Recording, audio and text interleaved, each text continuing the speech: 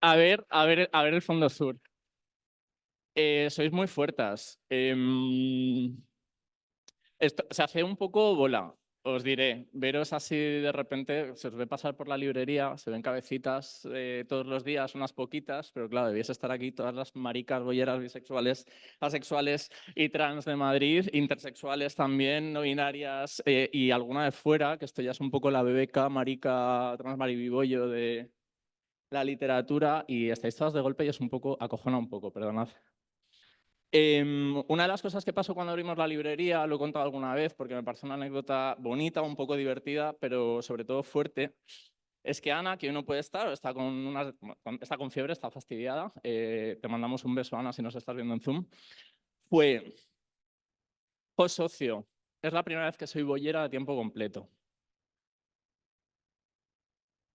Esta frase, que es muy guay, esconde una violencia que recibimos todas detrás brutal y demuestra una suerte y un privilegio que tanto Ana como yo vivimos, en particular gracias a Sandra, que siempre lo contamos, porque esto nos conocemos desde hace 25, 20, no, queda feo decirlo. Y orquestó todo esto después de un momento que para todas fue muy complicado, que fue la pandemia. Cuando vinimos al Reina Sofía a proponer esto, sí, dijimos, oye, queremos hacer esto. Al principio dijimos en el Reina Sofía, mi puñetero caso, un museo nacional, una panda de desviadas a hablar de libros. Pues bueno, aquí estáis. Así que queremos agradeceros este segundo año. Eh, eh, o sea, es que es fuerte veros, es fuerte ver el llenazo con los temas que estamos hablando. O sea, que daros las gracias. Quiero dar las gracias también, evidentemente, a todas las compañeras de Museo Situado, coordinado por Sara, María, Julia, Susana, me dejó alguien seguro, Claudia, no sé si me dejó alguien más, y a todas las compañeras del museo, a la nueva dirección, que no ha puesto ni una pega con este encuentro nuevo. Y evidentemente a las editoriales pequeñas que nos han ayudado, y no lo digo porque sean pequeñas, lo digo porque las que nos han ayudado son las pequeñas, que son con Sony, Dos Bigotes, con Tinta, Caótica Libros, Letraversal Poesía, Editorial 16 y Niños Gratis. Creo que no me dejo ninguna. Con Sony la he dicho, sí. Así que nada, agradecerlas a todas. Ojalá el año que viene puedan venir también a vernos. Y sin más, vamos a presentar ahora a esta mesa, que como todas son súper potentes, pero bueno, que es como un cierre también muy guay y muy literario, que también es una cosa importante. Así que os voy a pedir un aplauso súper fuerte para todas las participantes de esta mesa de esta tarde, por favor.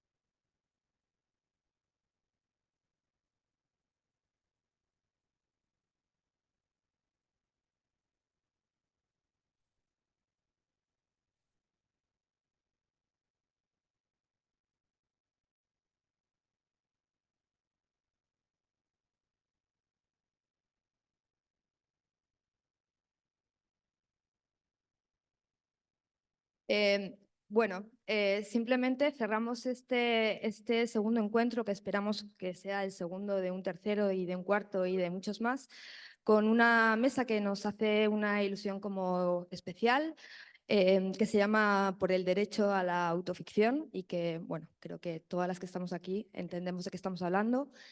Em, la nómina de autoras que hemos conseguido que nos digáis que sí es como una especie de fantasía textual y sexual y de todo tipo. Y poco más. Va a moderar Ana Flecha, que es traductora, escritora, cantante, editora. La semana que viene sale su próximo libro, que no me voy a acordar, Planeta Imaginarios. Planeta Solitario. Planeta Solitario. Y nada, esperemos que la disfrutéis. Después os vamos a pedir que desalojéis la sala porque tenemos que montar luces y demás para la performance de cierre. A gozar.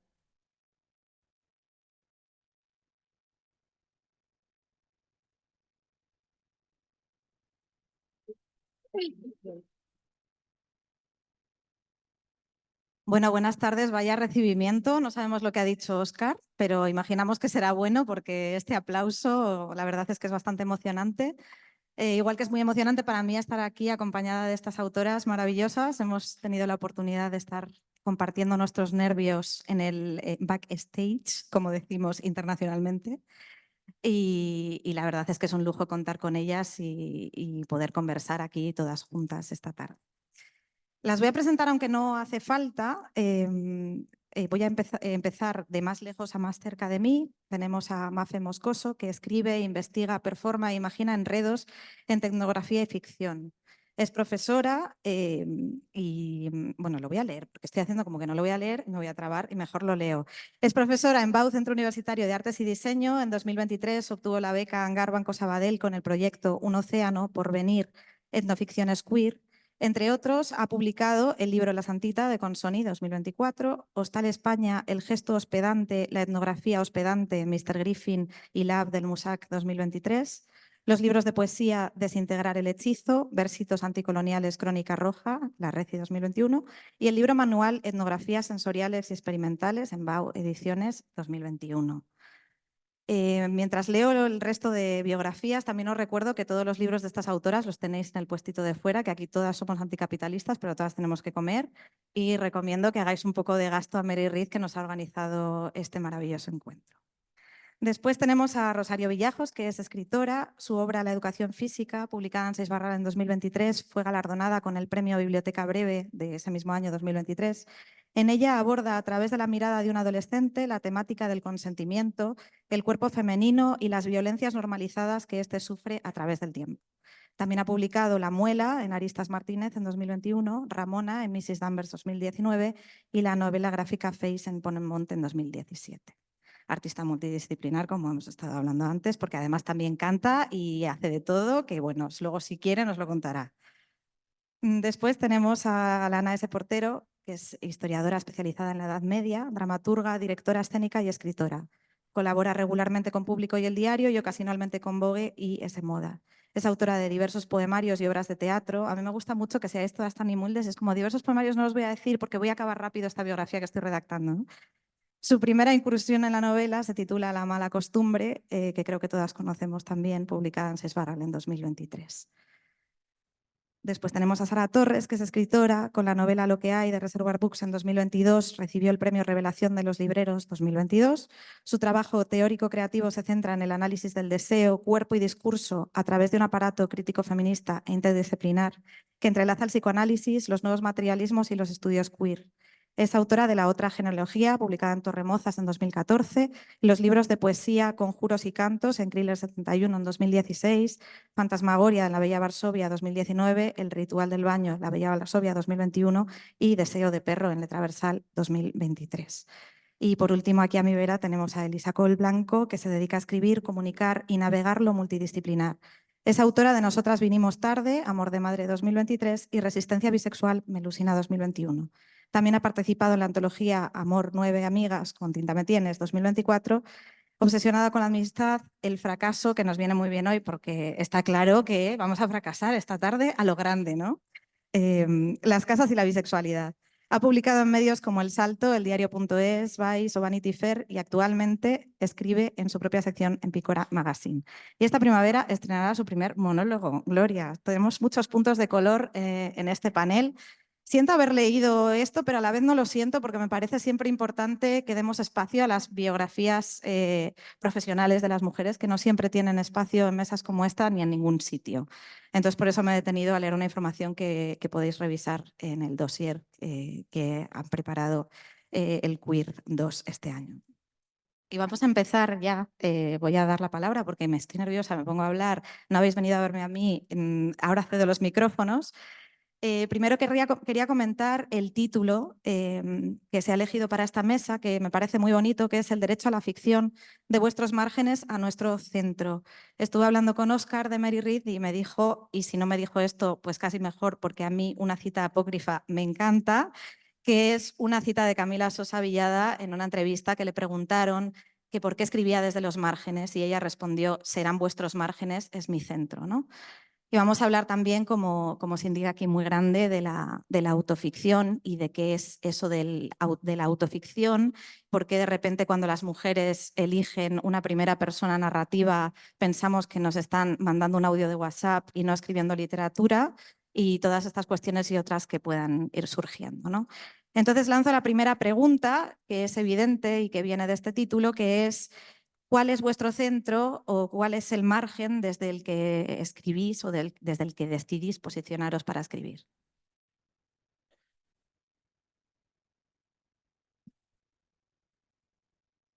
Muchas gracias y buenas tardes a todo el mundo. Mm, para mí es algo complicado responder a esa pregunta porque inevitablemente voy a decir una obviedad.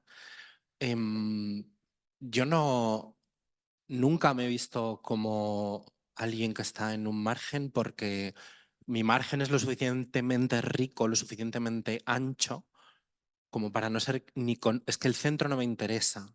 Al final, nuestra marginalidad lo que significa es que hay alguien ocupando, que dice que ocupa un centro, pero es un centro que no se puede localizar excepto en prestigio, em, eh, exposición y atención, pero que a mí no me interesa, ¿no? Y ahora que me encuentro en un lugar en el que muy probablemente estoy ocupando ese sitio, no noto nada diferente. Noto diferente mis condiciones materiales y noto diferente, pues, evidentemente, la resonancia de lo que digo. Pero nada más, creo que todo centro es una usurpación y todo margen es un espacio vital legítimo, en realidad. Em, Nunca me plantearé cambiar esa coordenada personal porque es la mía, ¿no? Si nos referimos como margen a un mundo esencialmente poblado, en mi caso, por mujeres, por personas LGTB, bueno, por el mundo queer o por lo trans, etcétera, no conozco otro centro que ese y no, tampoco me interesa mucho conocerlo. No puedo interactuar con otro centro, pero desde luego no considero que esto sea un margen porque no me voy a arrinconar yo sola, ¿no? No voy a permitir que nadie, mira, citando Dirty Dancing, no voy a permitir que nadie me arrincone, baby.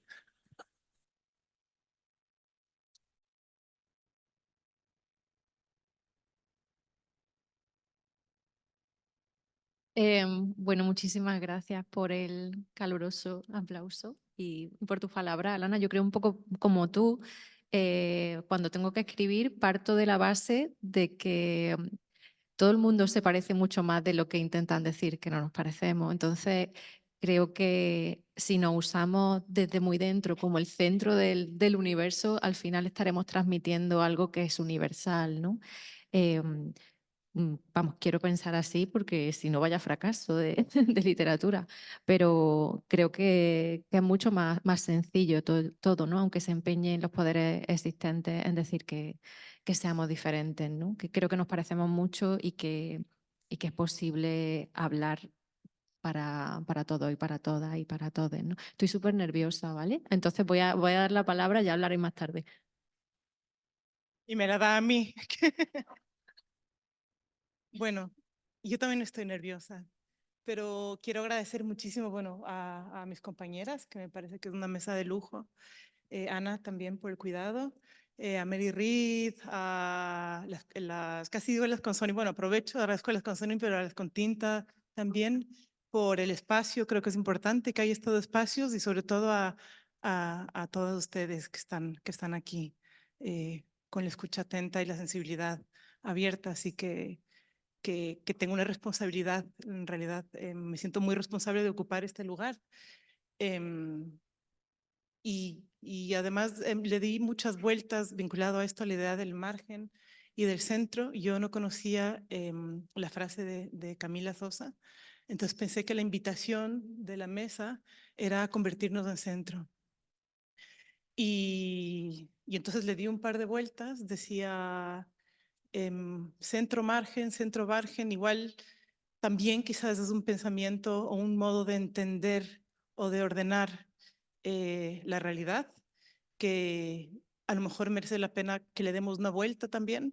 Yo creo que si estamos hoy acá es porque somos del centro. Es decir, estamos en el Museo Reina Sofía, en Madrid, España. Y no pasa nada. Pero creo que hay que asumir la responsabilidad de serlo.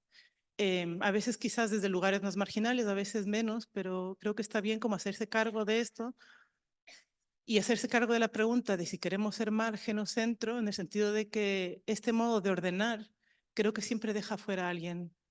Y el estar aquí, evidentemente, implica dejar fuera a alguien, ¿no?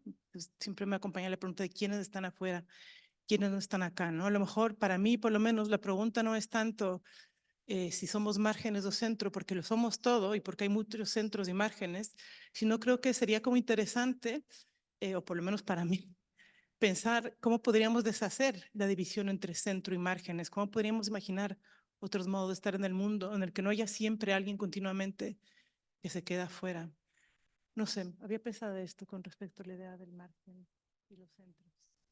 Hay también, yo creo, como en el acto creativo, una memoria de haber estado creando en algún lugar estrecho, ¿no? Y creo que los cuerpos sí que tienen esa memoria de quiénes éramos cuando el espacio que teníamos era estrecho y estaba hacia los lados, ¿no? Porque cuando pensamos en el habla y en el margen, quizás a mí lo que se me venía a la cabeza era un adolescente escribiendo en masculino, ¿no? Y se me venía a la cabeza ciertas estrategias de búsqueda de lugares del habla, pero luego de mantener el silencio en otros lugares y de manejo de ambas fuerzas. Y creo que sí que es cierto que quizás nuestra obra tiene la huella de haber estado empujaditas hacia una esquina, pero como muy vivas en esa esquina, haciendo territorio. Y claro, ahora que estamos como ensanchadas y hacemos territorio y nos mezclamos con otras y juntas hacemos como muchos más paisajes, pues vivimos una especie de fiesta, ¿no? Y el agradecimiento absoluto de hoy es esta sensación de fiesta brutal. Y hay algo muy queer en percibir la fiesta en lugares donde otras personas quizás percibirían trabajo, rutina o normalidad. Y esa es nuestra vitalidad, ¿no? Entonces, tampoco diría que el margen no es parte de nuestras vidas, ¿no? Porque si no lo hubiese sido, seríamos un poquito unas impostoras, yo creo, hablando desde lo queer, ¿no? Hablando de impostoras y ese síndrome, claro, para mí esta pregunta también, bueno, es que ya habéis dicho como un montón de cosas súper interesantes, ¿no? Pero a mí me preocupa también mucho esta cosa de no solamente escribir desde un lugar, sino intentar ser consciente del lugar que ocupas, ¿no? Tanto desde la responsabilidad de ocupar el centro, ¿no? Que muchas veces parece invisible a una misma, ¿no? Sino hacerse cargo de eso, sino también ese empuje que tiene inevitablemente el capitalismo de hacerte desear ocupar un centro, ¿no? Y que tu trabajo solo es válido si ocupas según qué lugar y según de qué manera lo ocupas, ¿no? Entonces ya no solamente desde qué lugar estás, sino hacia qué lugar quieres ir y realmente hacia qué lugar quieres ir o hacia qué lugar estás empujada a desear para sentir que tu trabajo va a ser válido, ¿no? Esto, y bueno, pues para mí, por lo menos, o sea, la escritura para mí ha empezado siendo un intentar comprender algunas partes estructurales de mi vida, a lo mejor, ¿no? Que me atravesaban y que estaban como por desencriptar, ¿no? Y desencriptarlas y comprenderlas. Y ahora es poder explorarlas emocionalmente, ¿no? No sé, para mí ese está siendo un poco como el viaje. Hijas, qué listas, no me extraña que venga todo el mundo a veros, porque la verdad, qué gusto, qué En bien. la primera ronda Muy sin ponernos bien. a llorar ninguna, eso está muy bien. Bueno, como hemos ya hablado de dónde partís para escribir, a mí en la escritura una cosa que me interesa muchísimo, y claro, lo digo y parece que me lo he inventado yo y me mirará desde su tumba Carmen Martín Gaite y me dirá, oye, perdona, es la búsqueda del interlocutor, ¿no? Hay también, yo por dar así referencias, que siempre hay que dar referencias de las ídolas, una canción de Lydia Damunt que se llama La escritora, que a mí me gusta mucho, que es una canción que dedica a una lectora, a una escritora con la que se conecta a través del tiempo, ¿no? Dice, desde tu futuro llego hasta mi pasado, ¿no? A través de lo que tú escribes. Y me gustaría saber en qué público pensáis cuando escribís, si es que pensáis en algún público, a quién os gustaría llegar o quién es vuestro interlocutor, a quién os dirigís cuando estáis escribiendo. Ahora sí puedo contestar. Bueno, cuando escribo, escribo para mí. Pero cuando corrijo, tuve un editor que me dijo, por favor, nunca digas esto en público y lo voy a decir. Intento corregir para la gente que no le gusta leer. Porque quiero llegar a ese margen, ¿no? Del que hablábamos antes. Creo que incluso si lees algún libro mío ahora que sabes esto, te vas a dar cuenta de que a veces repito cosas, de que incido en cosas porque quiero que se queden ahí, que se graben, ¿no? En el caso de la última novela, por ejemplo, yo parto de algo que es traumático y no me refiero a la trama principal, sino a algo que han sufrido los cuerpos femeninos a lo largo del tiempo, ¿no? Y digo que es traumático porque hasta que no lo pones en un papel no existe, ¿no? La gente cree que algo, que dice muy pronto la palabra trauma, pero si no has hablado de eso antes porque te cuesta, ¿no? Sin embargo, una vez que lo dejas ahí y que ves que has sido capaz de llegar a gente a la que no le gustaba leer, es cuando dices, vale, ya esto es lo que tengo que hacer, ¿no? Y siento que llevo haciendo eso desde la primera cosita que publiqué, ¿no? Que fue un cómic súper naif y solo con intención de regalárselo a mi familia, ¿no? Eh, pero sí, yo creo que escribo para mí primero, escribo lo que yo necesito leer y luego corrijo para la gente a la que no le gusta leer.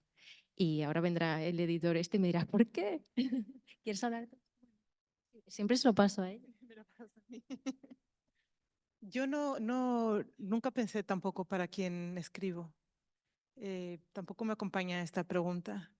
Em, Porque además creo que lo bello de la literatura es que está el libro ahí y cada persona hace su propia lectura, ¿no? Su propia interpretación, lo navega. Pero lo que sí creo que soy más consciente es de con quién, junto a quién escribo. Esta pregunta sí me acompaña muchísimo. Em, ¿Qué fantasmas me acompañan? ¿Qué criaturas? ¿Qué espíritus? En La Santita está muy presente mi abuela, por ejemplo. Ha estado aquí conmigo escribiendo mucho, ella y todas sus ontologías andinas, sus vínculos con el mundo, sus modos de entender la realidad, que quizás desde aquí o desde ciertos discursos suelen ser leídos como superstición, como ignorancia, pero que son modos de hacer mundo, de hacer conocimientos, de definir qué es real y qué no es real, que tiene que ver con la idea de ficción además. Entonces, me ha acompañado muchísimo como todo este canal, apertura de puertas y mundos que ha compartido. Mi abuela sigue viva, tiene 101 años, que ha compartido conmigo, ¿no? Ella vive en Ecuador, no está aquí, es de donde yo vengo, de una montaña, de Cotopaxi. Y o sea, la pregunta que me acompaña, porque lo siento mucho, casi siempre es quiénes están conmigo, ¿no?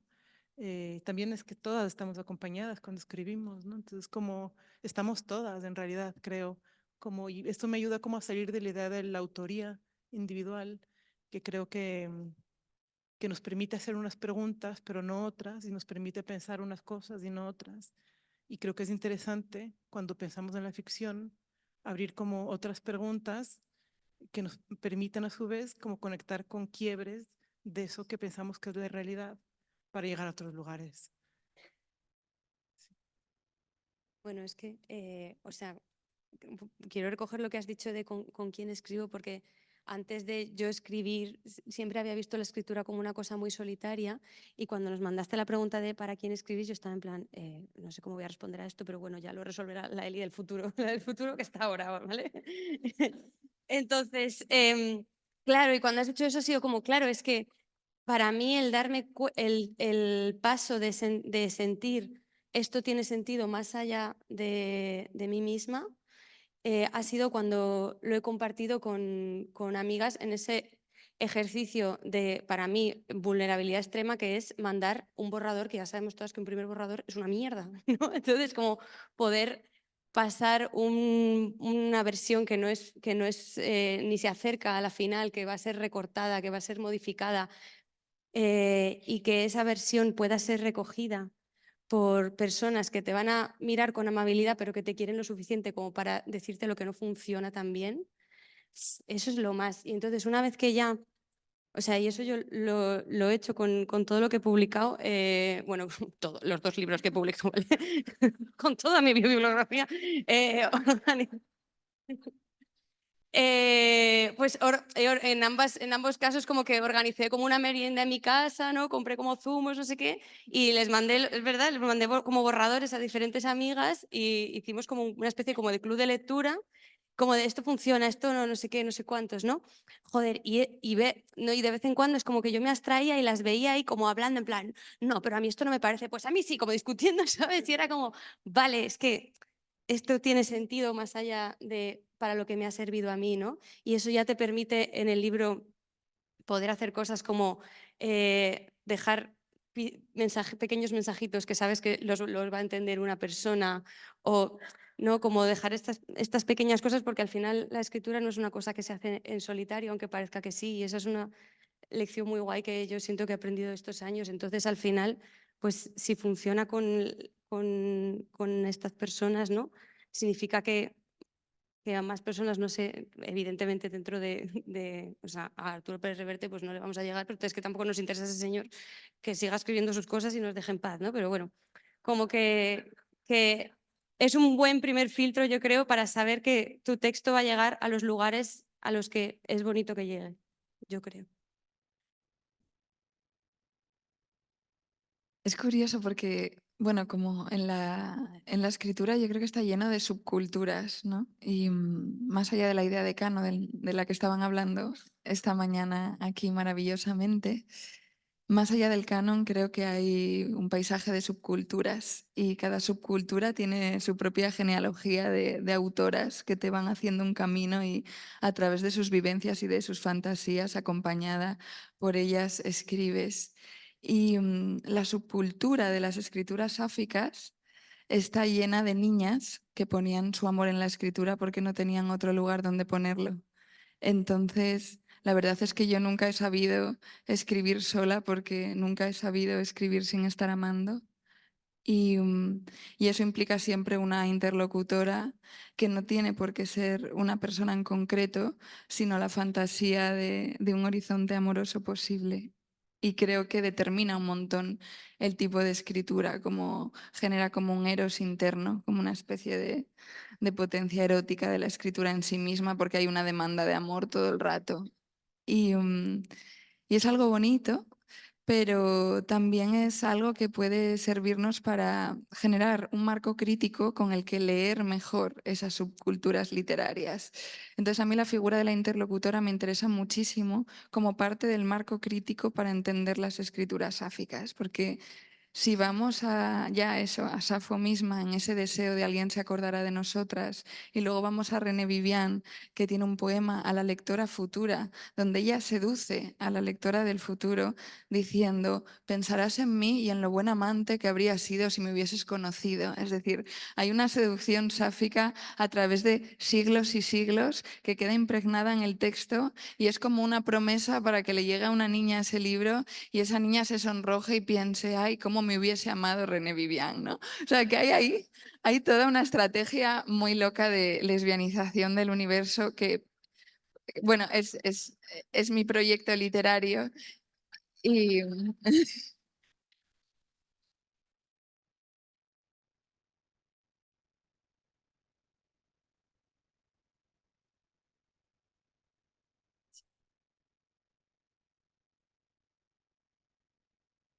Em, es, es que- Gracias. Mm, Yo en mi vida, digamos, no literaria, soy una persona extraordinariamente complaciente. Y si yo escribo pensando en complacer a un lector, una lectora, un electore, voy a acabar haciendo algo que no quiero, que es básicamente la mitad de lo que hago en mi vida, son cosas que no quiero hacer para que otras personas se sientan mejor. Eh, para mí escribir es mi único espacio de egoísmo, en el que necesito hacer exactamente lo que quiero hacer sin que nadie me imponga una guía, un camino. Además, esto de cumplir expectativas a mí me aterra, porque el mundo pidió un hombre vigoroso a AliExpress y esto es lo que AliExpress envió, ¿no? Entonces, no me apetece tener eso en la cabeza de ninguna manera. Pero sí que escribo para alguien en ese ejercicio egoísta. Yo escribo para la Alana de 14 años que lloró leyendo Bodas de Sangre. Así de concreto es el momento en el que leí y te persigo por el aire como una brizna de hierba, me eché a llorar y me enamoré de esa sensación de una manera tan descomunal que mi ambición absoluta es provocar eso alguna vez. Esa es mi motivación absoluta para escribir. Y después me ha parecido interesantísimo esta compañía de fantasmas y estas presencias que decía Mafe, porque yo tengo una relación que eso no es del todo bueno, de gran reverencia con la literatura pasada. Y siempre escribo con libros a mi alrededor, con libros concretos de los que voy picando como quien toma algo de fruta para continuar la jornada, pues yo voy leyendo textos de otros y de otras y a ellos sí que quiero complacerles y a ellas sí que quiero complacerles cuando estoy escribiendo. Mientras escribía La mala costumbre, tenía a Carmen Martín Gaite, a Tom Spanbauer, a Truman Capote, a Marguerite Yourcenar, a Marguerite Yourcenar, a Marguerite Yourcenar y decía, necesito que a Marguerite Yourcenar y a toda esta gente me dejen ocupar la mesa de los adultos cuando termine este libro. Bueno, yo creo que todas lo habéis conseguido. Además, como muchas de las que acabas de mencionar están muertas, nunca lo sabremos y podemos imaginarnos que sí. Y yo creo que es lo que hay que hacer, ¿no? Bueno, ha salido por aquí este señor que nos tiene bloqueadas a todas en Twitter y que nos da absolutamente igual. Pero por enlazar con la siguiente pregunta, vosotras a lo mejor no tenéis una interlocutora en la cabeza, pero el caso es que tenéis un público, que mucho de ese público está aquí presente hoy. Y además tenéis un público al que seguramente no esperabais llegar mientras escribíais y no esperabais llegar en ningún momento porque no os dirigíais a lo mejor a ese público, ¿no? Y ahora que habéis hecho pues, presentaciones todas y tenéis libros nuevos y os encontráis con el público de siempre y con un público nuevo, me gustaría preguntaros si habéis tenido algún tipo de experiencia con ese público al que no habíais esperado llegar y al que sin embargo habéis llegado.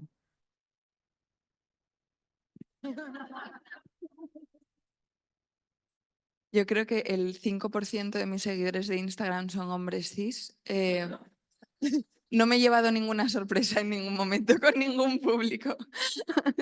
Hay algo que creo que no ocurre y lo que no ocurre no me preocupa y me encanta y no haré nada para intentar que me lea quien no me lee.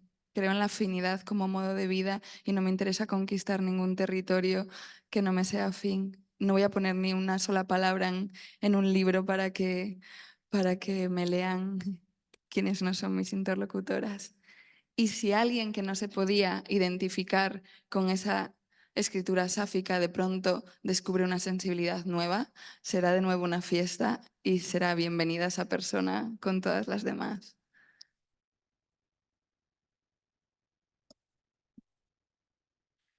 Bueno, pues aprovecho además para una cosa que ha dicho antes Elisa, ¿no? Sobre Pérez Reverte.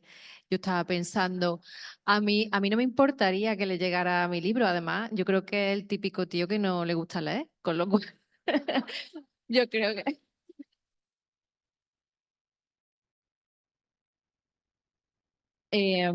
Gracias. Aparte de eso, creo que también es toda una toma de decisiones que también dependen a veces del mercado, ¿no? A mí me habría encantado que más hombres cis y hetero hubieran leído mi libro, pero si yo elijo poner una portada como la que mi libro tiene, es muy difícil que se acerquen, ¿no? Entonces es una decisión de a quién quiero contentar, a mí. Porque, vamos, no tuve ni que luchar por esa portada porque la verdad que la editorial estuvo muy de acuerdo con el mensaje, ¿no? Pero sí, yo estoy de acuerdo con Sara. Si de repente aparece alguien que entiende algo más de lo que normalmente está acostumbrado a leer por haberse acercado a un libro mío, pues genial, ¿no? Pero sí, nada más. Te miro, pero no sé si quieres el micrófono. Yo no, es que no puedo responderte porque no sé quién lee lo que yo escribo. No tengo no puedo responderlo. Lo siento. Yo he de decir que me estaba esperando aquí una anécdota jugosa de, pues un día me llegó... ¿no? Se viene. Venga, Lana. Pues las filas de firmas que yo he tenido este año han sido un auténtico y absoluto cuadro. Porque ha sido realmente sorprendente el público al que ha llegado La Mala Costumbre. Por contar dos que creo que os van a gustar, pues me invitaron a un programa de televisión donde había una persona, un hombre, que era la persona que era el crítico taurino de ese programa. Y era un hombre, bueno, pues con pulseras de esas que tanto nos gustan y bueno, un señor muy, muy arreglado, muy encopetado. Y entonces hubo un momento en que nos quedamos a solas en el plató mientras estaban en una pausa publicitaria, iban a poner luces y tal. Y entonces el señor se giró y me dijo, señorita, me llamo señorita, que es una cosa que no me habían llamado nunca y me gustó mucho, la verdad. Ahí la mirada masculina se agradeció, la verdad dije, bueno, gracias. Y me dijo, señorita, ha escrito usted un libro maravilloso y se lo he dado a leer a mis hijas porque necesitan aprender cosas que ninguno en esta casa sabía y yo le agradezco mucho lo que ha escrito. Y fue una cosa preciosa y que al señor la verdad es que le honra decirlo de esa manera. Y después incluso me acompañó al taxi y me abrió la puerta.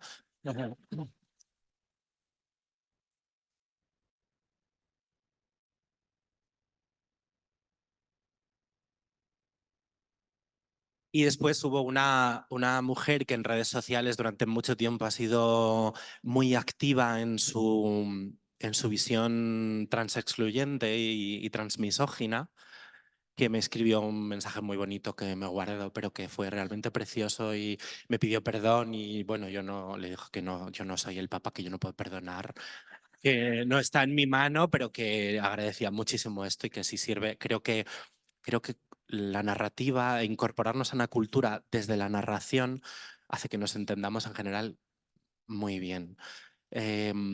Y creo que un poco recontestando a la pregunta anterior, quizás sí es eso para lo que se escribe. Tú te das cuenta para quién has escrito después de escribir en este mundo cuántico que es la literatura, en el que el tiempo no significa nada. De repente alguien te dice algo y dices, pues para ti era el libro y no sabías que era para él o para ella.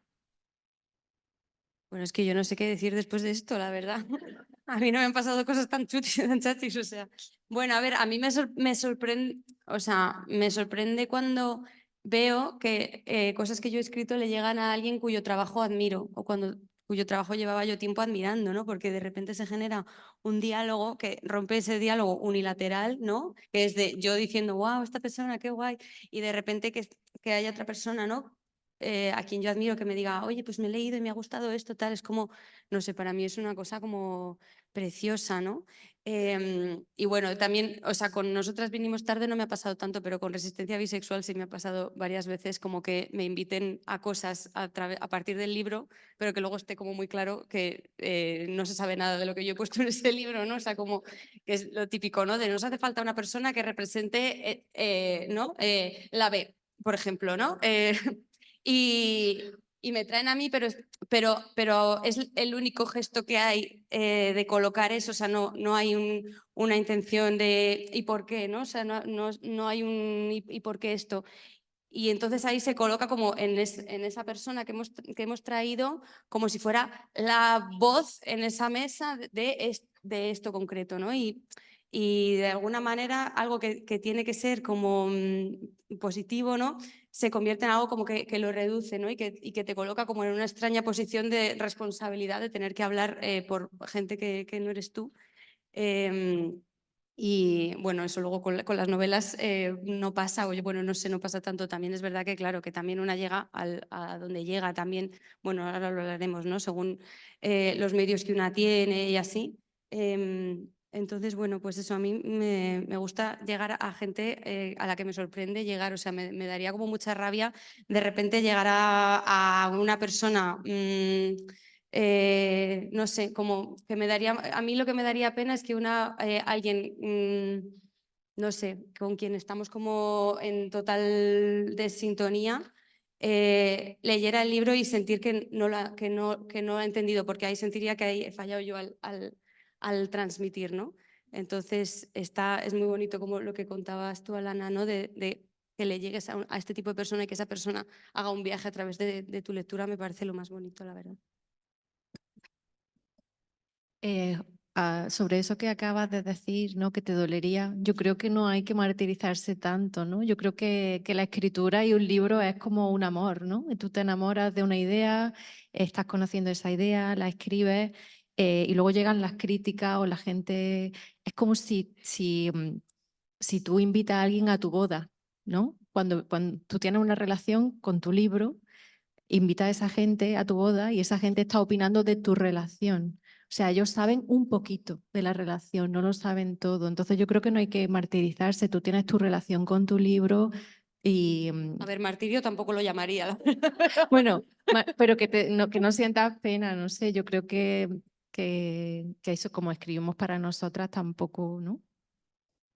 Hay algo precioso en lo que estáis diciendo, que yo creo que es que cuando alguien hace un viaje contigo a través de un libro, cuando se acerca a ti, existe esa intimidad y no existen para mí unos rasgos diferenciales. O sea, una persona que se acerca desde la afinidad de haber viajado contigo, para mí no tiene un rasgo de género, una edad, no entro como en una serie de valoraciones de cuáles son sus características para mirar si es como mi lectora común o mi lectora excepcional o mi lector excepcional. Es como que ya estás en lo mismo. Y me encantaría poder seguir explorando qué es lo que ocurre cuando estamos en una intimidad afín y por qué en la intimidad afín las etiquetas no sobran tantísimo, porque a mí me sobran un montón. A mí me importan esos momentos como de conexiones reales con las personas, donde hay como una mirada dulce donde sabes que te puedes posar, ¿no? Y la mirada dulce llevaba una pulserita que no te la pondrías tú, pero casi que como ya es tu mejor amigo, pues te gusta su pulsera y dices, qué bien te queda, es un poco bueno, pero te queda bien a ti, ¿no? Como que, ¿verdad? Como que ahí la ternura hace un trabajo espectacular, súper necesario. Y claro, el tiempo de la lectura y de la escritura es como una intimidad tan intensa compartida que tú ya has hecho un viajazo. Esas personas son tus potenciales mejores amigas, que es un poco el lujo que tenemos todas, que tenemos un montón de potenciales mejores amigas esperando en algún sitio, ¿no? A que tomemos el primer café y luego ya no nos abandonemos nunca más. Para mí es ese quizás el mayor regalo de poder compartir la escritura a una escala un poquito mayor, que me da menos miedo el mundo, porque pienso que viajaremos y encontraremos gente con la que pasar un rato, y eso es muy guay, ¿no? Yo solo espero que la pulserita a la que nos estamos refiriendo no tuviera un águila, porque en ese caso a lo mejor la afinidad es más complicada. No nos hemos fijado tanto de todas formas.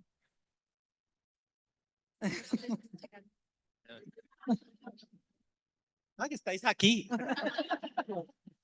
No, era una Sí, pulsera de España. No, Ujú. pero el señor, evidentemente, y también igual, perjuicio mío, hombre, lo de crítico taurino supongo que también nos daba una pista, pero bueno, pues era una persona con una estética que relacionamos muy claramente con la derecha. Y fue muy tierno conmigo, fue muy generoso porque no tenía por qué decírmelo, no íbamos a interactuar en ningún momento, él no era la persona que me iba a hacer preguntas y surgió de él y además me contó una pequeña historia y esa comunicación con sus hijas me parece una cosa hermosísima y la verdad es que se lo agradezco mucho y me encantaría volverle a ver, espero que vote mejor.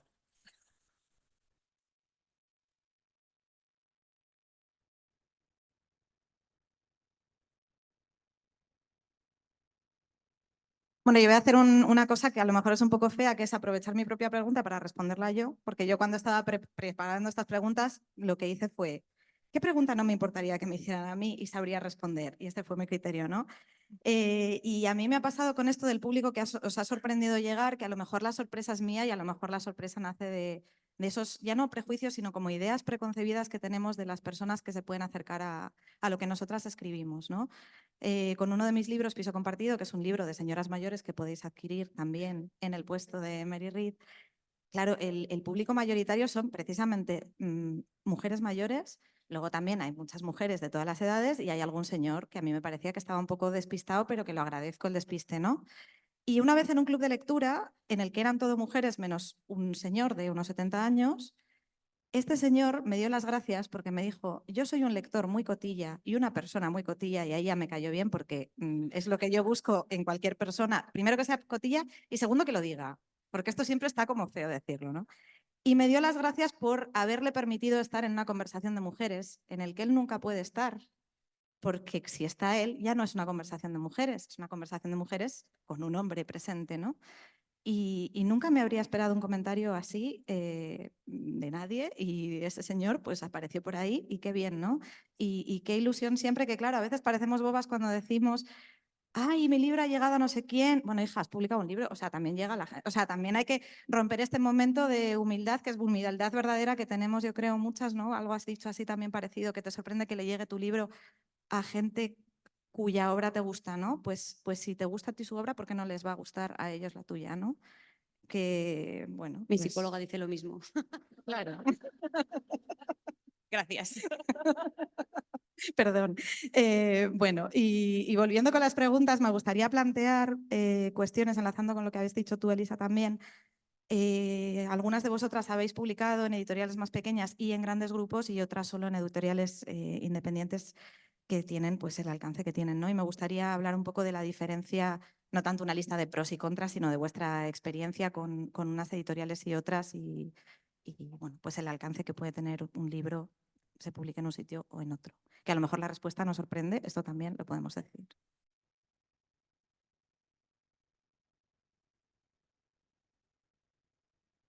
Yo creo que incluso yo tengo la experiencia de haber publicado en la misma editorial que tú, ¿no? Y luego en Aristas Martínez y ahora en Saiz Barral. Yo creo que no es indicativo de nada y que al final esto del mundo editorial es un misterio, ¿no? Nadie sabe qué es lo que hace que un libro lo pete, aparte del talento, obviamente, ¿no? Pero creo que hay muchos libros buenísimos que pasaron desapercibidos, ¿no? Por estar en editoriales pequeñas e incluso en editoriales grandes. Entonces, no sé, la experiencia ha sido muy positiva en todos los casos de ir aprendiendo, ¿no? Bueno,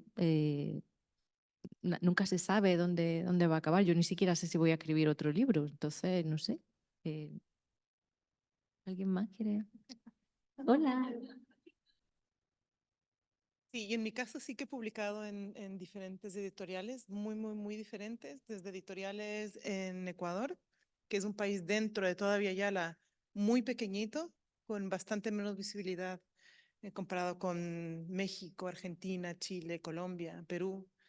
Luego, por ejemplo, los libros de poesía del 2022 fueron publicados en Chiapas, México, con una editorial cartonera. A mí me gustaba mucho la idea, así como por política, publicar con una editorial pequeña, pero fue un desastre porque no se distribuyeron. O sea, fue muy bonito, el proceso fue súper bonito, pero fue muy difícil la distribución. Y entonces luego tengo la experiencia ahora de publicar con editoriales de aquí en España un poco más grandes, por ejemplo con Sony, que sigue siendo una editorial independiente, pero bueno, a mí me gusta mucho haberlo hecho con Sony en el sentido de que es una editorial que para mí es importante, que coloca los cuidados en el medio y es una editorial feminista y política. Entonces, para mí o sea, ha sido muy importante que ocurra esto, que la Santita tenga lugar en Consoni, además que le dieron una bienvenida como maravillosa, se enamoraron mucho del proyecto, del libro, y hemos empezado una relación muy próspera, la verdad, pero siento un poco que las editoriales forman parte de un mercado más amplio, que es el mercado de los libros, ¿no? Que es un mercado del mundo de la literatura, con todo lo que esto implica, ¿no? Que es también los hábitos, el escritor, la escritora como sujeto marca, el tener que venderse una misma, que por lo menos, ¿no? Como estar en redes, a mí me ha generado de pronto como mucha dificultad personalmente, lo vivo como con mucha contradicción y me hago cargo de la contradicción que me genera. Están los circuitos, ¿no? Hay un texto muy interesante que escribieron Nisa Casian y Al Chupadín, compañeras que están están en Barcelona, en Tarrasa, con la librería Sinusia, que hablaban sobre el ecosistema del libro, ¿no? Entonces, claro, hay unos flujos ahí súper complejos que yo creo que sí está bien como atender, ¿no? Y cuidar a aquellas editoriales que nos cuidan y comprar a esas editoriales que nos cuidan también, creo, ¿no? Porque creo que también es política.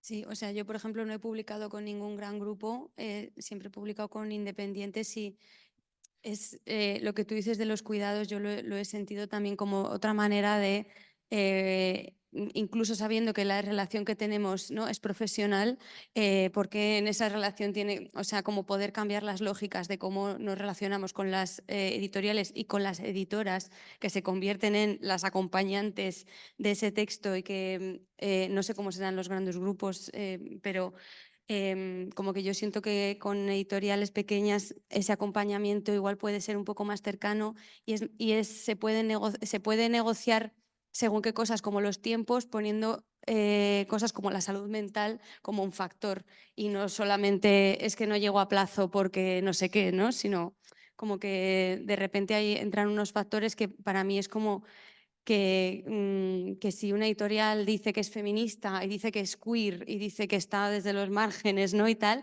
pues que se vea también en la manera de trabajar, que no sea solamente porque he sacado tal título, he sacado tal otro, ¿no?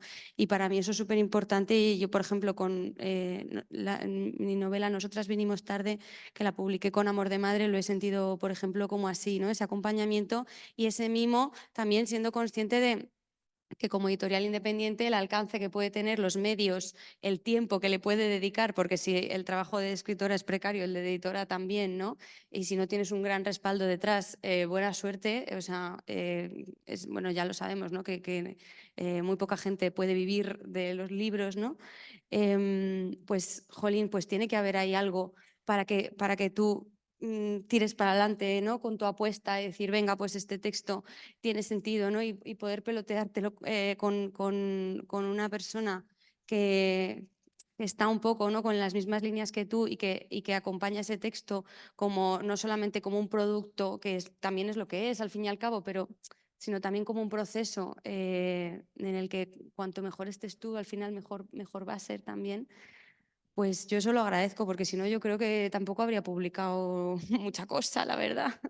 Así que, bueno, pues eso, o sea, como que sí que creo que las editoriales independientes son algo que hay que cuidar, sobre todo las que son feministas y queers de bambalinas para adentro. Igual en los grandes grupos también se sobrevive a base de amigas, ¿no? Porque tú estás trabajando no con un monstruo empresarial, sino con un grupo de personas.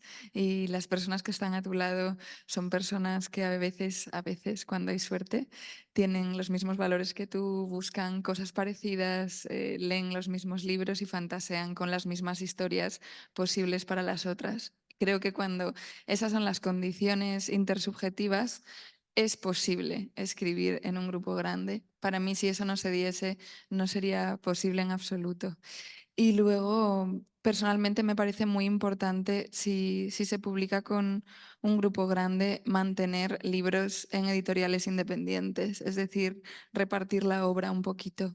Y los procesos son distintos y son deliciosos cuando editas con amigas en editoriales independientes. Porque, por ejemplo, en Letra Versal, con Deseo de Perro, no parecía ni que estuviésemos haciendo un libro, estábamos como haciendo una tarta en la cocina y poniendo cada una guinda y manchándonos las manos. Y hay algo afectivo que hace que el objeto libro sea como objeto mucho más especial también, porque se puede intervenir en muchos más detalles, no tiene que seguir con rigurosidad un estilo, ¿no?, editorial, y eso siempre hace libros únicos, y creo que las lectoras aprecian un montón tener en las manos un libro que se ha producido de esta forma. O sea, la maquinaria industrial de las cosas que se imprimen por miles se nota también, ¿no? Hay algo... Mi experiencia es un poco, es un poco mixta en este sentido, porque creo que hay mucha editorial independiente y pequeña que aprovecha esa, bueno, buena voluntad por tu parte para tratarte mal o para tratar mal a tu obra, para no pagarte, para un montón de cosas. Em, Creo que, por supuesto, hay quien no. Yo las mejores experiencias publicando han sido los últimos años, y he pasado por todas, digamos, por editoriales muy pequeñas, editoriales independientes, pero bueno, con cierta proyección y con un gran grupo. Mi experiencia en Sex Barral ha sido la misma que, con todo lo bueno de publicar en un sitio, si quieres, pequeño, familiar, independiente, por el trato que he tenido con mis editores, sobre todo con mi editor, con Jesús Rocamora, que yo me decidí por él cuando hablé con él y dije, da igual lo que pase, quien quiera el libro, necesito que lo haga él porque sí, porque ya te quiero, he hablado 10 minutos contigo, te quiero y quiero que seamos amigos, y lo somos. Porque además nunca me he sentido más libre publicando que, que con la mala costumbre. Entonces, claro, lo que se nota de un gran grupo es que si tu libro tiene que funcionar en un boca a boca y en otros lugares empiezas con los primeros 50 que te compran en la presentación, 40, 30, 20, pues aquí evidentemente ese primer golpe es un golpe mucho más grande y crece exponencialmente porque la exposición es descomunal. Pero es que en mi trato con mis editores he tenido la misma sensación que tuve pues trabajando con Sandra en Continta, de respeto, de cariño, de respetar tus tiempos, de cumplir con lo que se habla, con ese mimo que hace de este intercambio. A mí me parece que nadie debería publicar un libro simplemente por publicarlo si tú no vas a tener una relación mínimamente... No sé, es especial publicar un libro, es especial escribir un libro. No lo puedes dejar en manos de cualquiera, la verdad, solo porque te lo publiquen.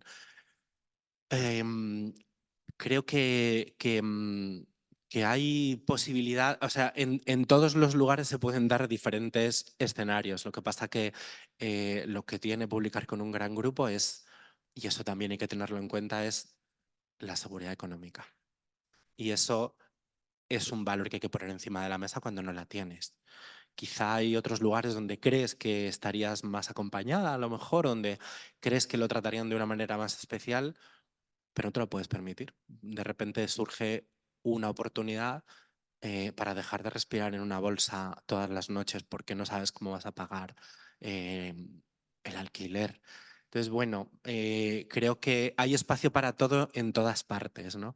También hay líneas rojas, ¿no? Es decir, de repente, pues, si la mala costumbre me lo hubiera querido publicar Deusto, pues hubiera dicho, cariño, yo me vuelvo a mi sitio natural, que sí que es el mundo independiente y es el mundo más pequeño.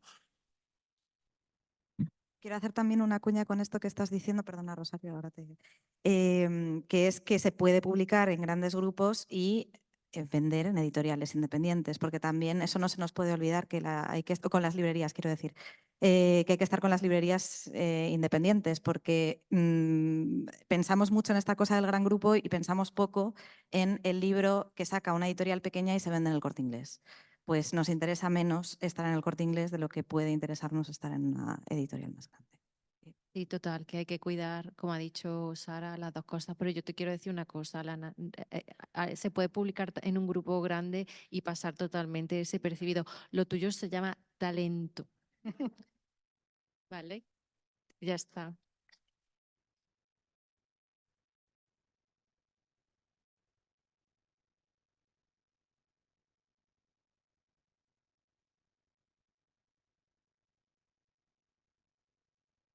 Bueno, factores, como dicen los jóvenes.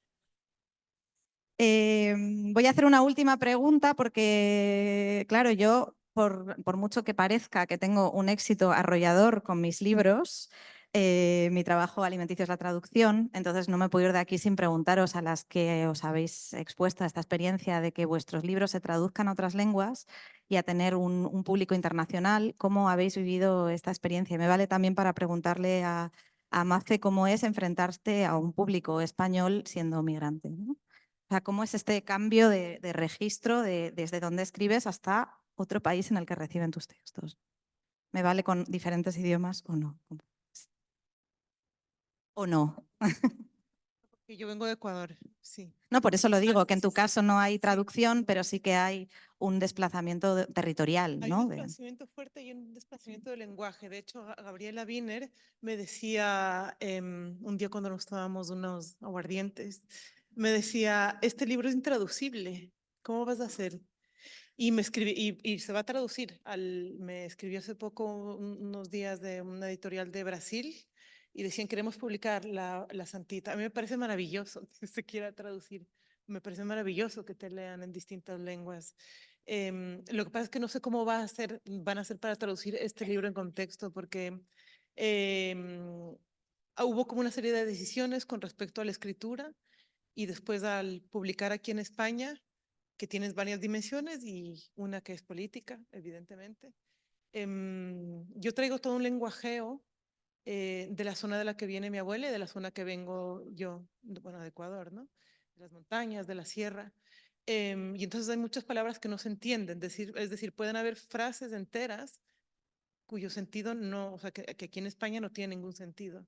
Entonces hay como, y yo lo dejé así, ¿no? No hay ningún glosario, no hay ningún tipo de aclaración porque hay una música ahí. Y entonces quienes se meten en la Santita entran como en este juego de palabras y saben qué está ocurriendo, porque creo que hay el lenguaje también tiene como un canal que es como un canal cósmico.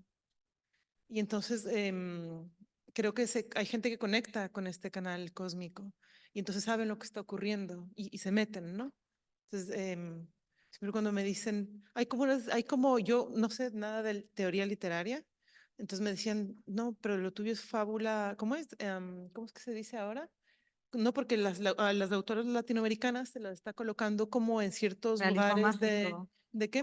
De El realismo mágico. gótico, o hay otra palabra, hay otro, yo le decía, no, o sea, como no está ahí, no está en ninguno de estos lugares, ni hay la pretensión, ¿no? Es más algo así como una etnoficción cosmopolítica, queer, con C-U-I, ¿no? De nuestro queer no es el mismo que el de ustedes. Y publicar como ecuatoriana y como andina en España, pues es tremendamente contradictorio, porque para que nos lean en Latinoamérica, en Abya necesitamos que nos publiquen acá. Entonces ahí hay un gesto colonial difícil en el que estoy ahora mismo y que tiene que ver justamente con este ecosistema del libro y con cómo desde siempre, cómo para tener cierto reconocimiento, no siempre, pero generalmente, o ocurre con frecuencia, necesitas publicar en España para que se te lea en Latinoamérica, ¿no? Es la eterna colonialidad, también la literatura que seguimos reproduciendo con el tiempo. Y desde luego hay otra parte mía que siente que, no a mí, sino al libro, a la Santita, que hay una gran acogida, es decir, se ha acogido a pesar de quizás de la dificultad en la lectura, no lo sé, pero siento que ha habido verdaderamente una bienvenida a unos mundos andinos que quizás no son tan explorados ni tan conocidos como el resto de los mundos que somos en Abya Yala, que es un continente tan grande. ¿No? Y Ecuador es un país tan chiquito que ha perdido todas las guerras, nunca llegamos al fútbol, es decir, no hay referentes, o por lo menos de aquí no se tienen. Entonces, bueno, hay una cosa también para mí importante de decir, bueno, aquí estamos, ¿no? Y aquí están también nuestras cosmologías, que yo creo que para mí son valiosas. Para mí lo son. No sé si para la gente lo sea cuando los lea, pero yo creo profundamente en ellas. Entonces, bueno, es lo que soy y no pretendo ser otra cosa, ni escribir otra cosa más de lo que me atraviesa el espíritu.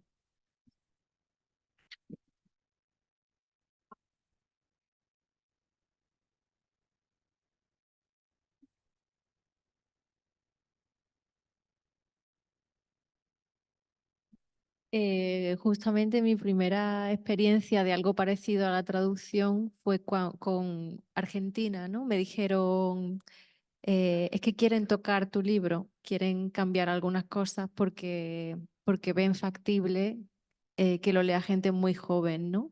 O gente que no le gusta leer. Y me pareció súper bonito, ¿no? Que cambiaran la palabra coger por lo que se les ocurriera, o ramera, o ramera no, remera, perdón. Ramera también. Luego la segunda fue con Italia, ¿no? Con el italiano, que he podido ir allí y comprobar lo bonito que es escucharlo en otra lengua, eso es precioso. Y luego las últimas noticias que tengo han sido Rusia y Polonia, ¿no? Que digo, joder, se está traduciendo a donde más se necesita. Así que, pero la verdad que es muy fuerte, ¿no? Gracias. La verdad que sí que es una experiencia increíble, ¿no? Entiendo lo difícil que es que te publiquen en otra lengua, sobre todo cuando ya hay gente haciendo cosas muy parecidas a lo que tú haces en inglés o en francés, ¿no? Pero la verdad que tiene que ser increíble, ¿verdad, Lana?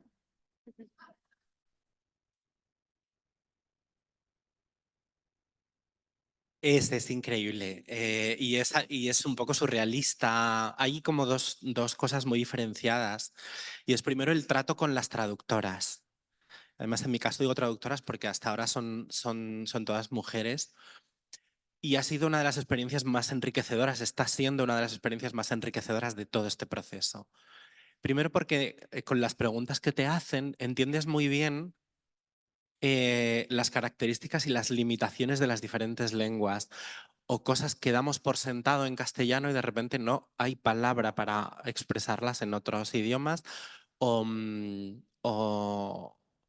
bueno, cosas que tú das muy por sentadas, palabras muy concretas que de repente decimos, es que aquí esto no lo decimos, no sabemos, ¿no? Tienen que, bueno, pues hacer toda no sé, hacer una perífrasis ahí o algo para intentar expresar lo que tú quieres decir. Y eso es precioso y se aprende muchísimo. Yo la única lengua en la que puedo apreciar realmente el trabajo de las traductoras, en este caso, es en inglés. Y el trabajo que ha hecho Maya Fey es que esto por favor que no lo escuche María Cardona, mi agente, ni Jesús Rocamora, que es mi editor, pero es que ha mejorado la novela. Es verdad, es así. Las elecciones que ha tomado en inglés han elevado la novela, la ha subido a un escalón en el que yo creo que no estaba. Y no se lo agradeceré nunca lo suficiente. Es decir, no sé qué pasará con el libro en el mundo anglosajón, pero su trabajo a mí me pareció conmovedor, me ha parecido conmovedor, es precioso. Y luego, justo lo que tú decías, escuchar lo que tú has escrito en otra lengua es algo. Estuve hace poco en Alemania y no hablo una sola palabra de alemán. Y había algo tan orgánico en escuchar mi texto en alemán que entendía lo que estaba leyendo sin que me dijesen por dónde está. Lo entendía perfectamente. Es verdad que de repente hay alguna palabra que te conectas y que te conecta y reconoces, pero había otras que no y sabía por dónde estaba. Hay algo precioso en esta situación. Y luego es algo, eso, surrealista, al decir, ¿por qué quieren leerlo? ¿Por qué quieren leerlo en Corea del Sur, por ejemplo? En Croacia, en Polonia, igual, ¿no? Bueno, lo de Polonia me hace mucha ilusión porque además ha coincidido justo con el cambio político y me parece bueno, que es un privilegio poder ir allí y decir, venga, maricones, vamos a leer. Eh, em,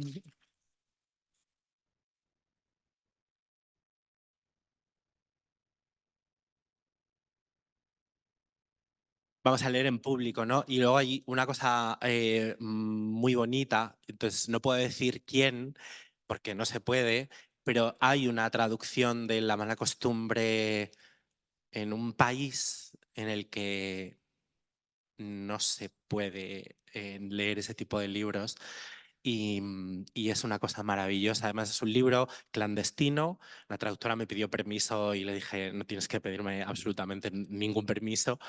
Y se hace una lectura clandestina entre mujeres y entre personas queer de un país donde no se puede hacer esto. Y esto es lo más increíble que me ha pasado en toda esta situación.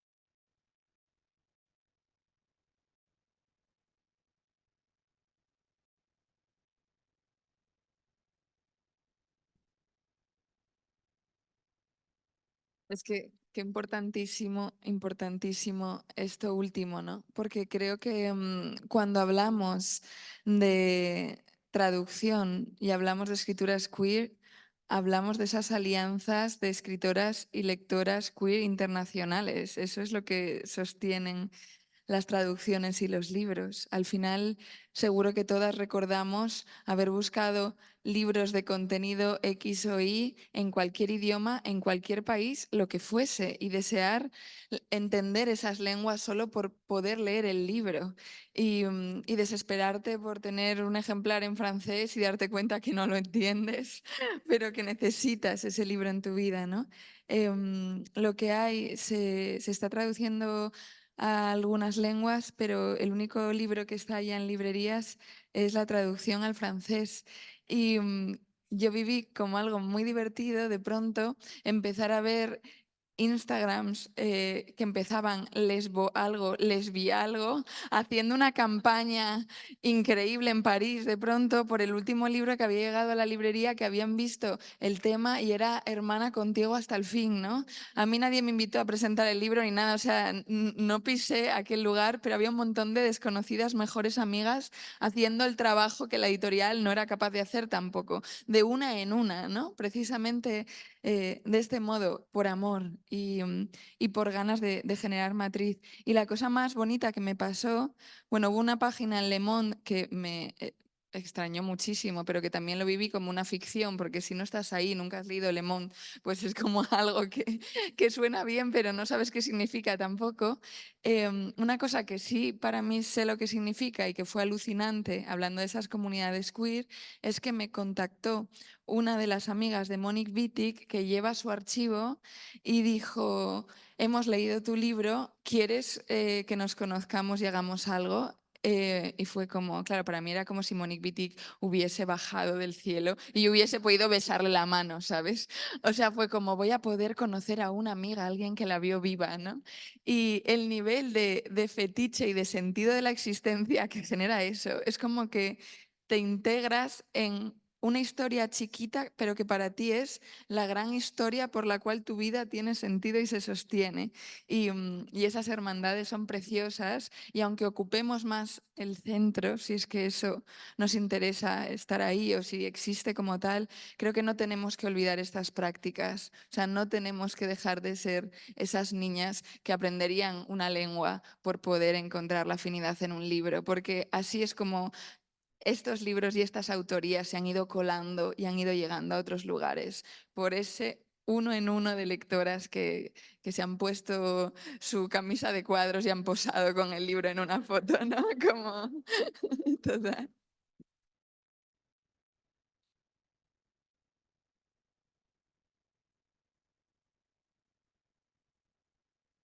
Pues a mí, que todavía no, o sea, claro, esta pregunta si me la haces en un mes igual te podría dar una respuesta distinta, pero como ahora no, pues todavía no tengo como traducciones en firme, pero una cosa que me ha hecho, que parece una chorrada, pero que a mí me ha hecho poder establecer diálogo con lectoras en otros lugares, ha sido el hecho de que el primer libro que yo publiqué, el Resistencia Bisexual, esté disponible también en formato de ebook. Entonces, de repente hubo una época que me empezaron como a llegar mensajes de personas, claro, hispanohablantes, pero de diferentes lugares, ¿no? Y de hecho, claro, también depende un poco de cómo está una. Yo ahora estoy bastante cansada, pero al principio estaba como muy ilusionada y al principio me llegaron, incluso yo misma llegué a hacer envíos, o sea, me llegaron mensajes de, oye, este libro me gustaría leerlo, pero no hay manera de pedirlo, ¿cómo lo podemos hacer? Y yo, claro, escribiendo la editorial y la editorial en plan,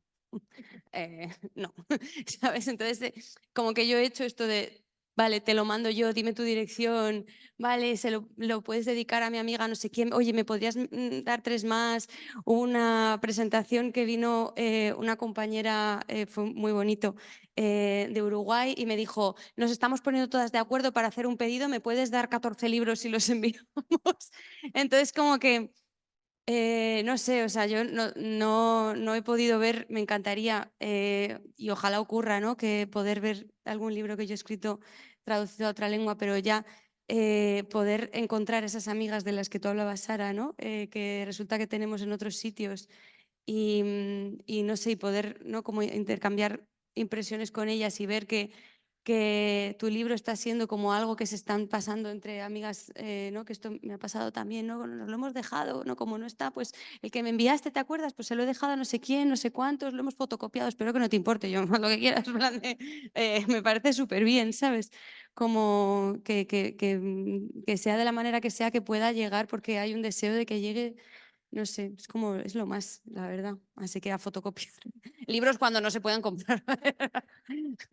O a robarlos de la casa del libro. Bueno.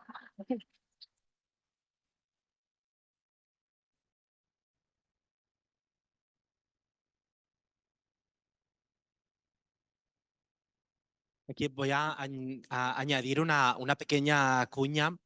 Una de las experiencias más bonitas de todo el viaje que he hecho con la novela fue estar en Buenos Aires. Vino a una de las presentaciones una mujer, una trabajadora sexual, me dijo que habían comprado un ejemplar y se lo llevaban al trabajo a leer, lo leían en la calle mientras esperaban y eso me pareció maravilloso y aproveché para ir al Archivo de la Memoria Trans, que es uno de los sitios más especiales del universo. Por favor, buscadles en redes porque es una maravilla. Es un lugar donde guardan fotos de mujeres trans y solo entras en el archivo una vez que has muerto.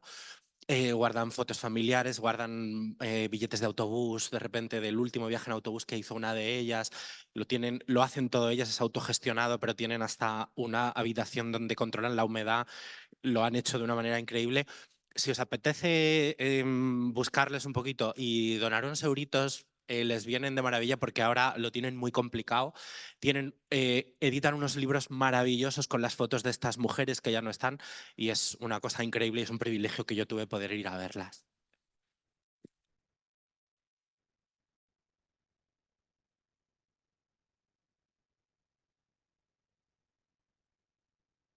Bueno, pues ha llegado el momento por el que todas estáis aquí, que todas estabais esperando, que es el momento en el que abrimos las preguntas al público. Así que si tenéis alguna duda, comentarios no, preguntas, es el momento. Muchas gracias y muchas gracias a este panel de mujeres estupenda.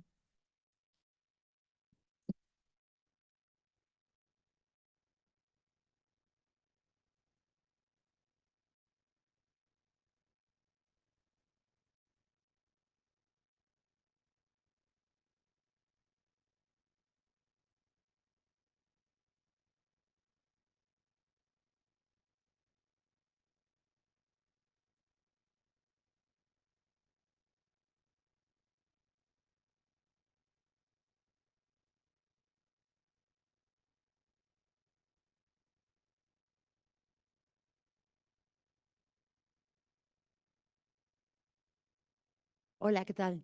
Muchísimas gracias por la charla, ha sido un placer escucharos a todas. Sí que me quedo con un poco de ganas de que habléis cómo abordáis el tema de autoficción, de partir desde vosotras o desde vuestras experiencias, cómo se relaciona eso con la ficción en general, en particular en vuestro caso, o sea, qué diálogo establecéis con vuestra propia experiencia a la hora de convertirlo en literatura. Básicamente creo que que lo habrán preguntado 1000 veces, pero es algo que me apetece saber.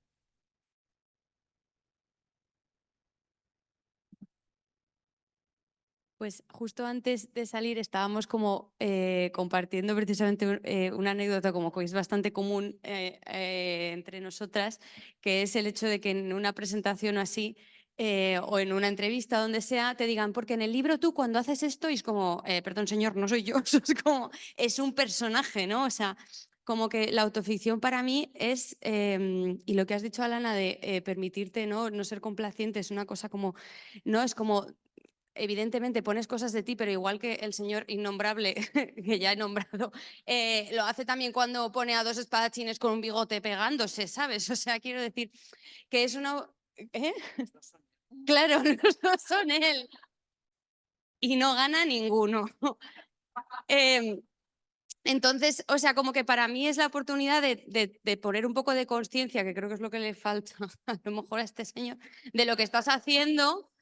Y permitirte explorar cosas que a lo mejor en tu vida o son muy dolorosas como para explorarlas o fantaseas con ellas ¿no? Y para poder como, bueno, no estoy diciendo nada nuevo en realidad, ¿no? Como partir de un lugar que tú conoces, que eres tú, para explorar sitios que no conoces y que te devuelvan un poco a ti, ¿no?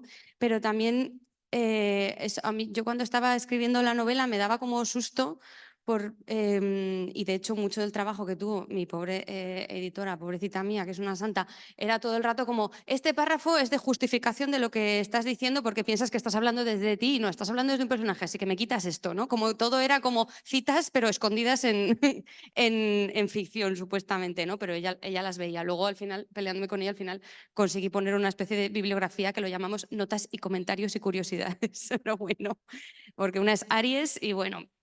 Entonces, pero esto, o sea, como que para mí es la oportunidad de, o sea, hasta que yo no me permití desvincularme un poco de ese personaje y dejarle hacer ese personaje cosas que a lo mejor yo no haría, porque no querría o porque no me atrevería o porque, no sé, por la razón que sea, no he sentido de verdad que era una liberación. Hasta entonces sentía que era una especie como de justificar y no puedes, tú como autora no puedes estar justificando al personaje todo el rato, ¿no?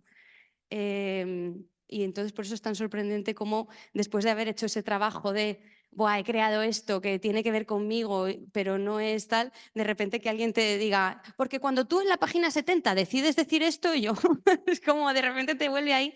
Pero ya ese viaje te ha permitido como decir, no, esto es un personaje, ¿no? Y es lo bonito que tiene, que desde ahí se puede llegar a lugares como totalmente diferentes, no sé.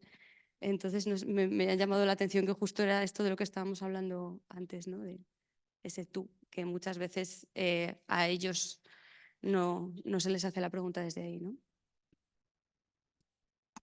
También es bonito pensar que puede haber formas no egoicas de poner la subjetividad en el relato, ¿no? Y entender que poner la subjetividad en el relato también es renunciar a la universalidad del sujeto de ficción al que también acostumbrábamos. Entonces, yo no tengo muy claro quién soy identitariamente como para decir que sé cuándo estoy en un libro o no estoy. Creo que la escritura para mí es como un dispositivo de reflexión sobre las pasiones y que va circulando la energía y van circulando los conocimientos parciales, subjetivos, muy localizados en un cuerpo que ha vivido en unas condiciones determinadas, ¿no? Y que ahí, en esa cosa que puedo igual llamar personajes, lo que ocurre es, bueno, pues una teatralización de ciertas pasiones e intensidades que he conocido en este laboratorio único de conocimiento que tengo, que es el cuerpo vivo con sus experiencias, ¿no? Entonces, yo no tengo ninguna aspiración a quitar el cuerpo, la experiencia de la escritura para volverme una autora mayúscula o una maestra de nada. Puedo renunciar a la maestría, puedo decir que no sé narrar, que no sé hacer ficción y aún así seguir escribiendo. Y me parece importante también estas escrituras que no aspiran a esa genialidad. Sí, y estoy súper de acuerdo con lo que dice Sara. Y en mi caso, es verdad que o sea, que en la ficción es como, está todo, ¿no? O sea, que los límites son siempre difusos, ¿no? Y es difícil separar, pero en el sentido de que no hay una separación entre el yo y lo que ocurre fuera, ¿no? O sea, siempre esta es como una separación más colonial, por decirlo de alguna manera, pero en realidad, si partimos desde otros lugares, no existe tal fusión. Entonces, en ese sentido, yo creo que esto también ocurre en la literatura, ¿no? En la ficción. Pero en mi caso, por ejemplo, con la ficción si ocurre, si yo he puesto en juego un gesto distinto al ensayo o a la policía, también a la poesía. Qué buen lapsus. A la poesía. Qué lapsus. En el sentido de que sí ha habido una búsqueda, es decir, yo he hecho los últimos años viajes, llevo 20 años fuera de mi país y los últimos años he sentido muchísimo desarraigo y entonces La Santita fue un proceso de búsqueda hacia afuera y búsqueda al mismo tiempo y por lo que dije hacia adentro también, ¿no? Entonces, cuando yo digo que hago etnoficción, o sea, que se trata de algo así como etnoficción cosmopolítica queer, es porque hay un trabajo que es un proceso, no una etiqueta, de haber viajado mucho estos últimos años a los Andes, en Ecuador, y haber hecho como abierto e investigado y vuelto a las cosmologías de mi línea materna, de mis antepasadas. Entonces ha habido como un mirar muchísimo y buscar muchísimo hacia atrás. He recorrido pues de los Andes, he estado haciendo escuchas del agua, ¿no? Con dispositivos para escuchar, a ver qué contaban esas aguas, que hicieron un recorrido muy similar al que yo he hecho desde el Cotopaxi hasta el Mediterráneo y he hecho los mismos recorridos. He tenido muchas conversaciones durante horas con gente que vivía en la zona donde vivía mi abuela, mi madre, la familia de mi madre. O sea, he vuelto a conectar con las cosmologías de las que yo hablaba, que son las de mi abuela, que en la familia y desde ciertos lugares han sido como cosas de mujeres, supersticiones, creencias, conocimientos no validados que a mí me constituyen. Entonces, sí ha habido un trabajo, una investigación en recuperar y en recuperar de un modo casi antropológico, porque soy antropóloga también, pero y también de recuperar de un modo espiritual, de volver a conectar con eso, porque para inventarme quién soy de alguna manera, ¿no? A partir de esas raíces, ¿no? Necesitaba encontrar mis raíces y estaban ahí, las estoy encontrando en un proceso que tienen que ver con esto, ¿no? Y entonces, a mí me parece que también que hablemos de lo queer, voy a aprovechar y perdonen si me alargo un poquito, pero como estamos en un encuentro sobre literatura queer, O sea, que también en mi caso, y la Santita tiene mucho de esto, se conecta con unas cosmologías andinas que son muy queer, pero en el sentido queer de cuy, ¿cómo se llama aquí el cuy? De cobaya. Para nosotros el cuy es una cobaya, es una cobaya. Lo que no voy a decir que hacemos con ellos en Ecuador, Bolivia y Perú, pero bueno, es una cobaya. Y entonces hay como desde Diego Falconi y otra gente desde Ecuador han cuestionado en los últimos años lo queer, más yankee, más gringo, más blanco. Y bueno, hay como una otra idea de lo queer, pero a mí me gusta como pensar lo queer y la literatura queer también de la mano de las cosmologías de mi abuela. Para mí Lucinda es queer, en el sentido de que sus ontologías deshacen la diferencia y la separación colonial entre cultura y naturaleza, entre cuerpo y espíritu, entre muertos y vivos. Entonces, ahí está para mí lo queer y ahí está la literatura queer y en mi caso, ahí está la búsqueda de la ficción también, pero que va de la mano de una investigación. Esa ha sido mi escritura, por lo menos mi búsqueda. En mi caso, yo pertenezco al grupo de escritores y escritoras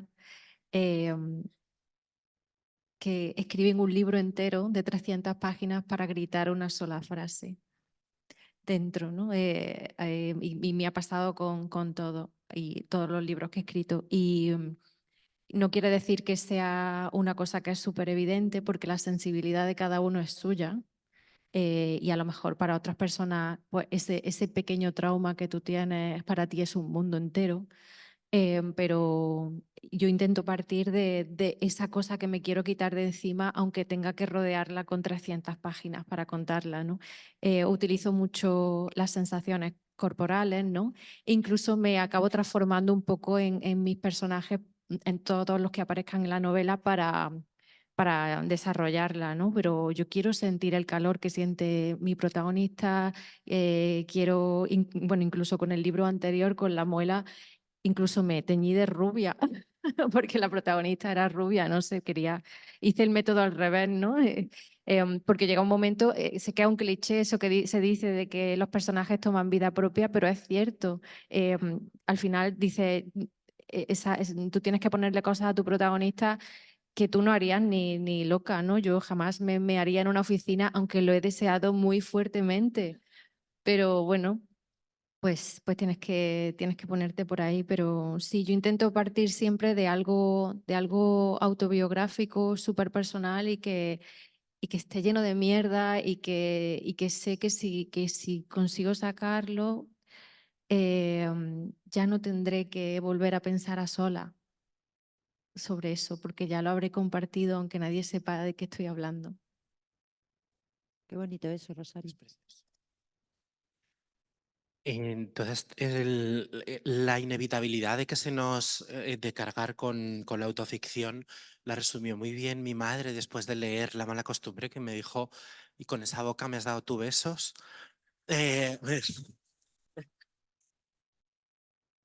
Em,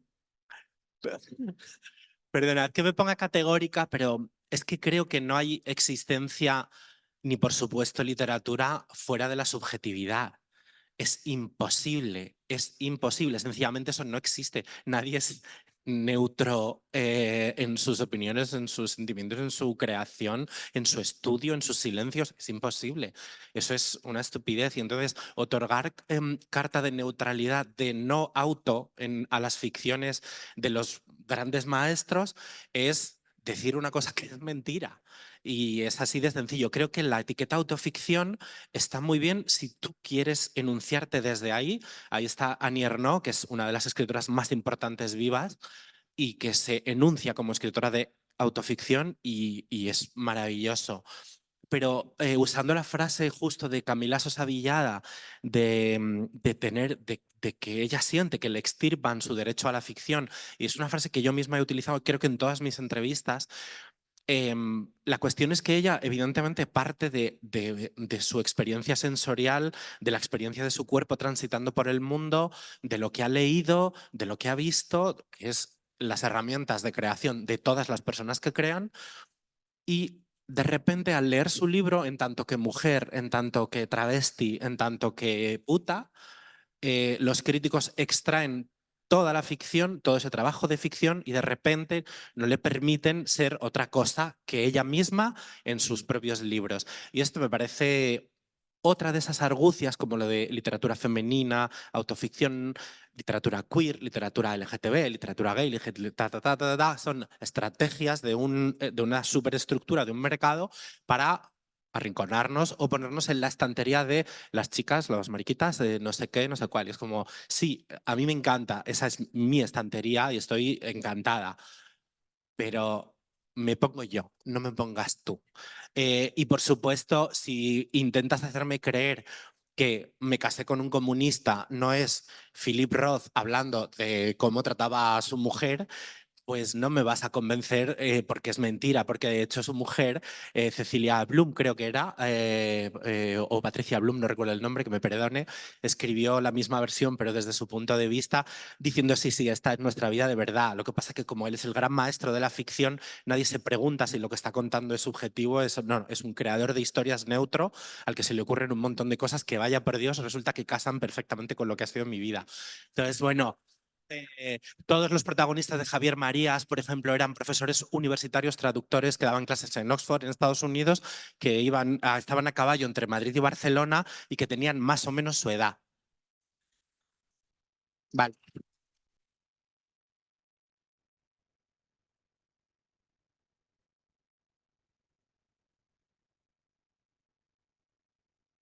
Perdón, es que quiero añadir una cosa porque me ha resonado mucho lo de mearse en una oficina que has dicho. Y es que, o sea, no me puedo ir sin decir también como que para mí la ficción o la autoficción es también una herramienta de venganza. Para situaciones en las que no se ha hecho justicia in situ, ni años después, ni o cuando ha llegado ya era como estaba tarde ¿no? y seca. Y creo que un uso bastante queer puede ser, ¿no? de la ficción, porque muy queer digo porque ellos tampoco tienen de nada de lo que vengarse, ¿no? Entonces, bueno, pues que me parece como que para mí ha sido también como muy satisfactorio no mearme en una oficina, pero sí hacer otra cosa en la oficina en la novela y me ha resonado un montón, así que gracias por decir estas palabras.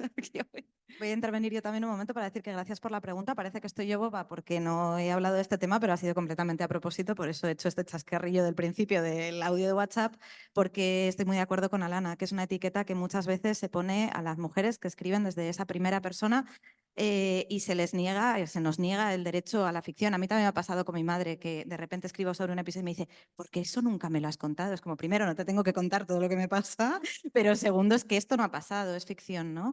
A mí me gusta mucho, otra cita apócrifa que os doy, que a Elvira Lindo le preguntan mucho si ella se identifica con la madre de Manolito y entonces ella dice, no, es que yo soy Manolito.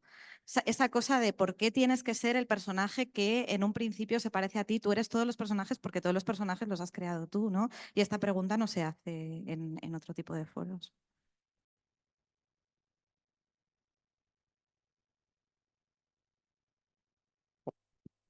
Bueno, yo quería plantearos, teniendo en cuenta que gran parte de la producción cultural es heteronormativa, si sentís algún tipo de responsabilidad, sabiendo que no solo ofrecéis historias entretenidas, sino también personajes en los que mucha gente va a reflejarse, ¿no? Que a lo mejor algún adolescente va a coger algún libro y va a decir, mira, estoy yo, ya he llegado a casa.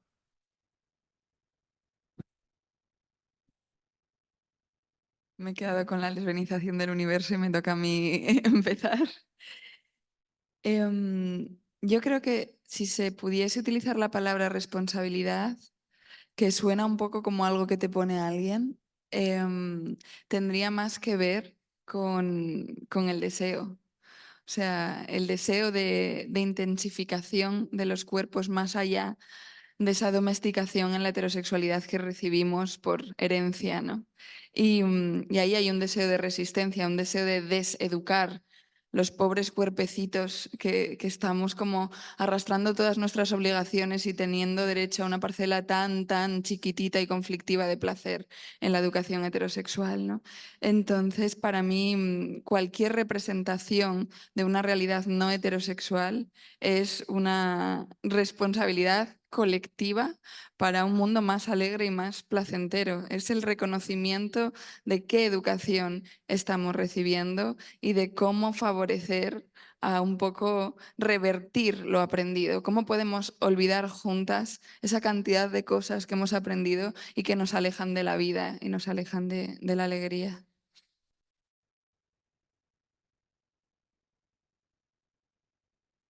Bueno, es que yo me vuelvo otra vez a la cosa de que claro, el salto que yo di fue de pasar de ensayo a ficción, ¿no? Y es lo que comentaba antes, que en la ficción no puedes estar justificando como en el ensayo sí que te permite esto, no sé qué, esto, no sé cuántos, ¿no?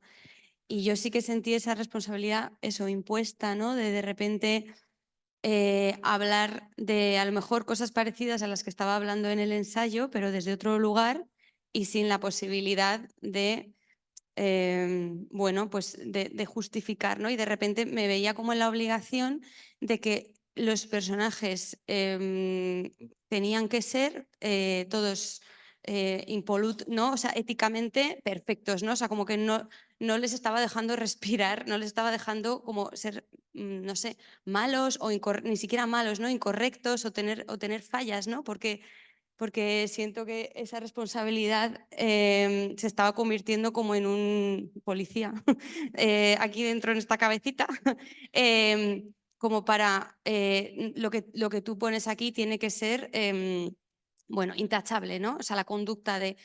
y yo creo que no es tanto los personajes que una crea, sino la historia que subyace debajo, ¿no? Y ahí es donde está realmente la responsabilidad. Y para contar una historia real tiene que haber imperfecciones y tiene que haber fallos y tiene que haber maldades también, ¿no? Porque si no estamos creando una imagen de lo queer como una cosa sin fallas, utópica, que ni es verdad ni es responsable, yo creo. Por lo menos yo no me sentiría tranquila narrándolo desde ahí, ¿no? Entonces, bueno, pues al final es como hacer un poco las paces con eso, ¿no? No sé. Es como no moralizar, ¿no? Porque si nos ponemos a moralizar, somos tan poco sexys que cómo vamos a desheterosexualizar el mundo moralizando, ¿no? O sea, tiene que haber un espacio para el goce y el goce está en la admisión alegre de la contradicción, que es la fuente de intensidad más pura de los cuerpos casi, ¿no? Esas tensiones. Yo creo que depende también del tipo de libro que escriban, ¿no? En mi caso, yo el último me he permitido hacer un libro en el que la narradora, que soy yo, estoy con los brazos en jarra diciendo, esto es una mierda. Esto es una mierda y lo digo así, no, ni te lo planteo de voy a hacer que tú lo pienses, no, te lo voy a decir que es una mierda cómo me has estado tratando, ¿no? Me he pasado todo el año yendo a institutos, sé que se está leyendo en instituto y estoy súper feliz de eso porque es donde yo quiero que se llegue, ¿no? Donde a la gente no le gusta leer. Porque digo, juez, si a mí me obligaron a leer La Celestina, ¿por qué no se puede leer esto? No sé, me parece que depende mucho del libro, ¿no? Yo tenía mucho en la cabeza cuando estaba escribiendo a Jostein Gaarder, ¿no? Con El mundo de Sofía, ¿no? El que se mezcla la ficción con la filosofía, y digo, ¿por qué no puedo hacer un libro que a mucha gente le dé la impresión de que es un ensayo? Yo creo que depende mucho del libro, ¿no? Y responsabilidad, bueno, responsabilidad la que cada uno y cada una quiera otorgarse, supongo. Me parece súper difícil tu pregunta y la voy a responder sin haber pensado mucho sobre ella. Porque esto no nos preguntamos, por ejemplo, cuando las personas que escriben son blancas, si una niña negra va a sentirse representada en los personajes, ¿no? Entonces no sé si no sé si estoy siendo clara con esto. En mi caso, cuando digo que es literatura queer, no es la etiqueta, insisto, es porque siento que se trata más de procesos. Y lo queer con C, de tal, y con Y y R, es de queerizar el mundo. Queerizar el mundo. Y cuando digo queerizar el mundo es descentrar el sistema blanco y colonial.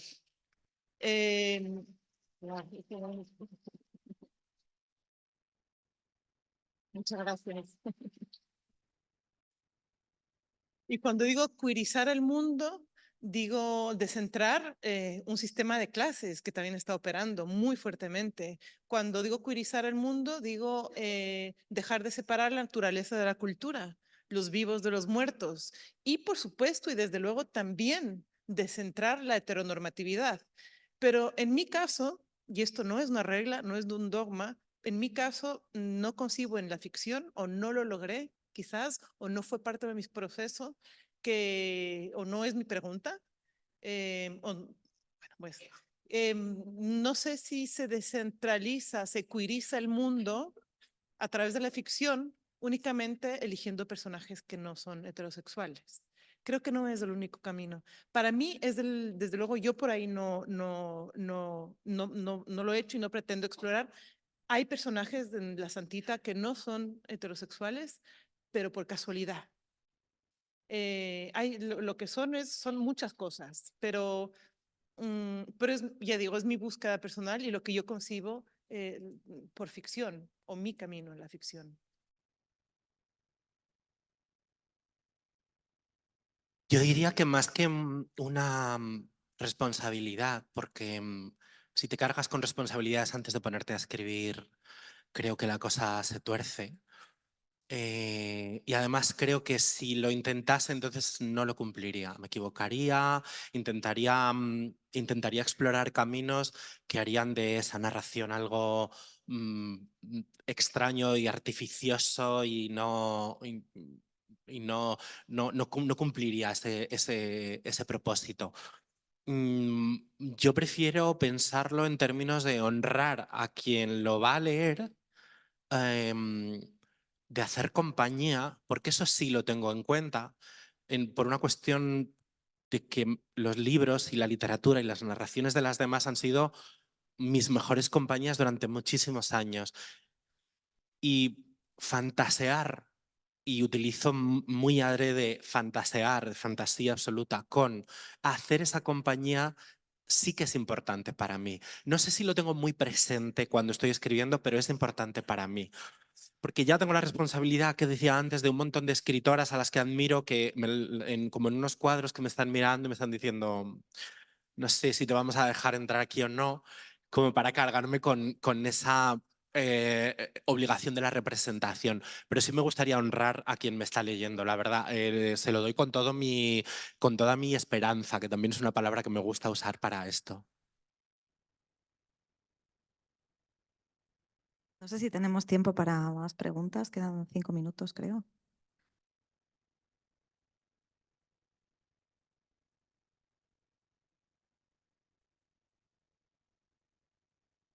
Hola, muchas gracias por todo esto. Salgo con la cabeza muy llena y quería hacer una pregunta. No sé si va a dar tiempo a responderla en toda la extensión que a mí me gustaría, pero bueno, es más una plegaria que una pregunta, que es desde el lado de una persona que ha escrito muchas cosas y ha terminado ninguna, porque escribo desde un dolor para explicar un dolor, para entender un dolor, para compartir un dolor, llega un momento que el dolor es insoportable y dejo de escribir. Entonces, la pregunta es, ¿cómo lo hacéis para relacionaros con lo que está sucediendo en el papel y simplemente decir, es que no puedo más con esto, es que no quiero seguir con esto? Muchas gracias.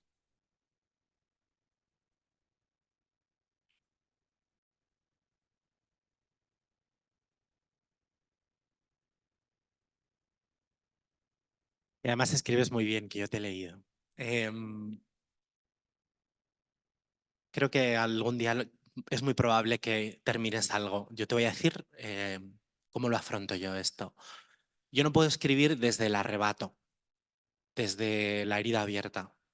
Yo escribo siempre una vez he bueno, he masticado emociones, he acumulado experiencias y las he aterrizado. Por eso mi primera novela la he escrito con 43 años.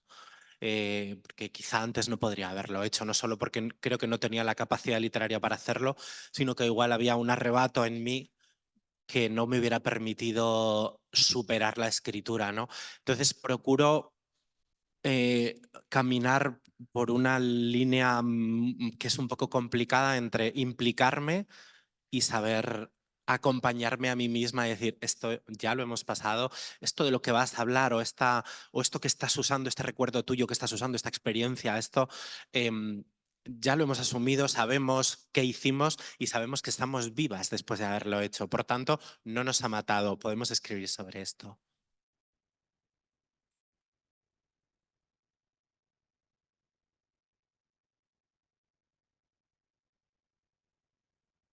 Yo un poco como Alana también empecé a publicar súper tarde, porque primero estaba viviendo y luego estaba escribiendo, pero siempre me digo que la escritura es el sitio donde más honesta puedo ser y donde puedo tirarme al barro, ¿no? Es verdad que es más fácil ponerte a escribir sobre algo que ya has superado con 2 años de terapia, pero cuando a lo mejor no tienes ese lujo que ahora mismo es la terapia, creo que lo que hago es acogerlo, o sea, y sudo y sé cuando un texto es bueno porque lo he sudado físicamente. Y un truco que dijo Otessa Moshfegh hace poco, que fui a escucharla, que te pongas bueno, que si te estás meando es porque es cuando te pilla el texto bueno, vamos. Entonces intenta acogerte también a las sensaciones corporales puras, porque te van a ayudar, yo creo, a terminar eso que estás escribiendo y a pensar en el ahora. De ahora mismo que tú estás escribiendo eso, no te está pasando lo que quieres contar, ya ha pasado. Ahora lo que simplemente quieres expresarlo. Yo lo vivo un poco así y la verdad que sienta muy bien cuando lo sueltas. O sea que yo de verdad que te animo a que intentes terminarlo. Yo tampoco puedo escribir desde el arrebato en absoluto, ni desde el momento del dolor, por ejemplo, absoluto, me es imposible. Tengo que estar muy serena para poder escribir. Y cuando lo he hecho, lo que he escrito, luego lo he tenido que deshacer porque no me ha funcionado en absoluto. Entonces, mi escritura es una escritura de las heridas, sin lugar a duda. Pero mientras escribo, tengo que ser, me ocurre que intento poder tener una distancia, para poder traerlas, que no sean los personajes principales, pero que sí, de alguna manera, estén ahí. Yo sin escribir no estaría viva. Escribe.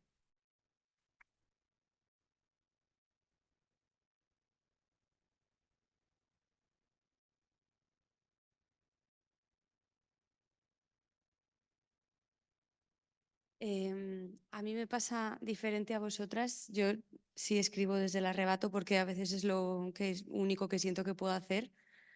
Cuando algo que me está atravesando me parece como demasiado como para poder decírselo a alguien, lo vuelco ahí.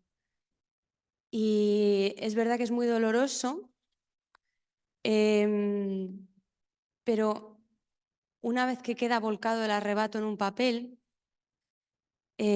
volver a él cuando estás más serena, yo lo siento como ponerle una gasita a una herida y lo siento como estar cuidando a esa persona que ha tenido el arrebato el día anterior o el mes anterior o el año anterior, porque no lo he vuelto a abrir en un año un texto, ¿no? Y volver a ese sitio que es el arrebato, que es la herida abierta, desde un lugar que lo puedes cuidar desde, ¿no? Como con esa gasa. Y a veces incluso que ese texto que tú has escrito pensando que nadie más lo va a leer, porque para mí ese es el único momento del arrebato en el que me permito saber que 100% nadie va a leer esto, que 100% esto es para mí, porque otras veces cuando escribo desde la serenidad sí que estoy pensando, ay, si lo lee no sé quién, si lo lee no sé cuántos, cuando estoy en la herida no pienso que nadie lo va a leer, es como esto es mío y de hecho tengo un montón de cuadernos escondidos en un sitio que le he dicho a una amiga, si me muero, cada año le digo, si me muero tienes que ir, los tienes que quemar, como a nadie los quiere leer en realidad, ¿no? Pero como que lo tengo ahí como...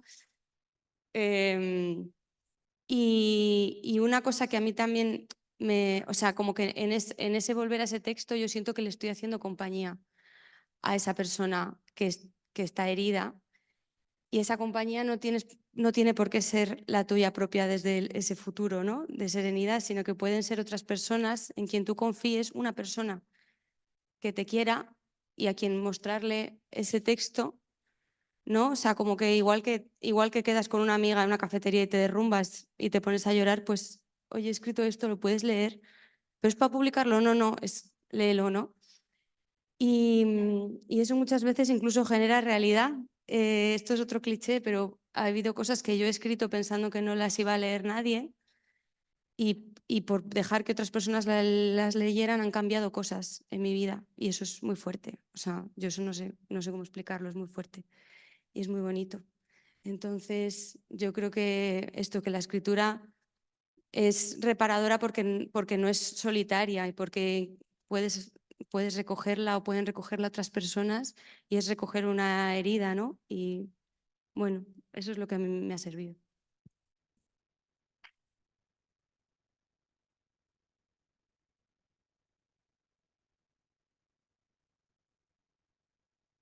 Yo lo vivo bastante como tú, Elisa, también. De hecho, creo que una cosa que ocurre y que aumenta el sufrimiento es precisamente que cuando estamos en el momento de la herida, sentimos que nosotras estamos arrebatadas, pero el resto parecen como muy normales y muy en su día a día y gestionándolo todo, ¿no?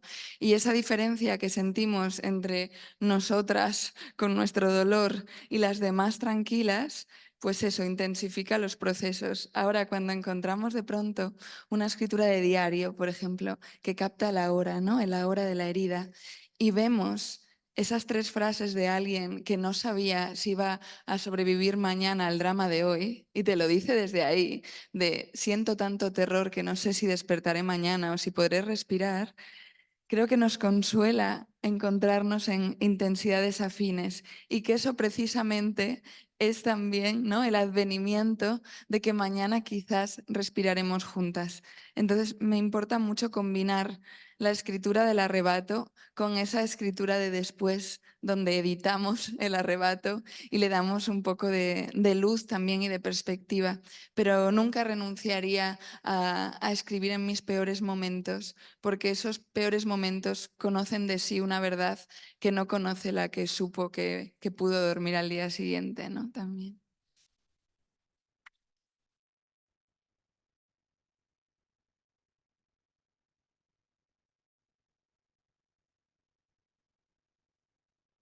Bueno, yo no iba a responder porque hay que cerrar la mesa, pero ya que tengo el micrófono en la mano voy a responder a esta pregunta. Más que nada porque mi respuesta va a ser muy distinta y a lo mejor no sirve para nada, pero a lo mejor precisamente porque como es absolutamente distinta a la experiencia de mis compañeras, pues a lo mejor sí que sirve, ¿no?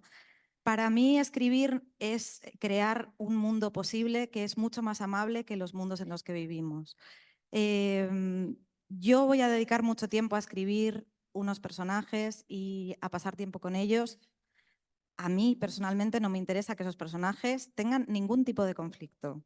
Si en mis libros esperáis un puñetazo en el estómago, no lo vais a encontrar.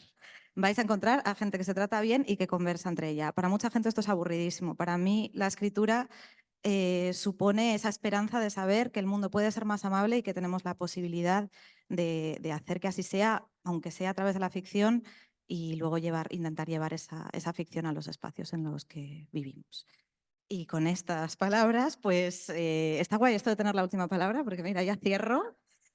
Como ya nos hemos pasado un poquito de la hora, pues nada, despediros, daros muchas gracias por estar aquí, por haber estado tan atentas y muchísimas gracias a las ponentes, que son maravillosas.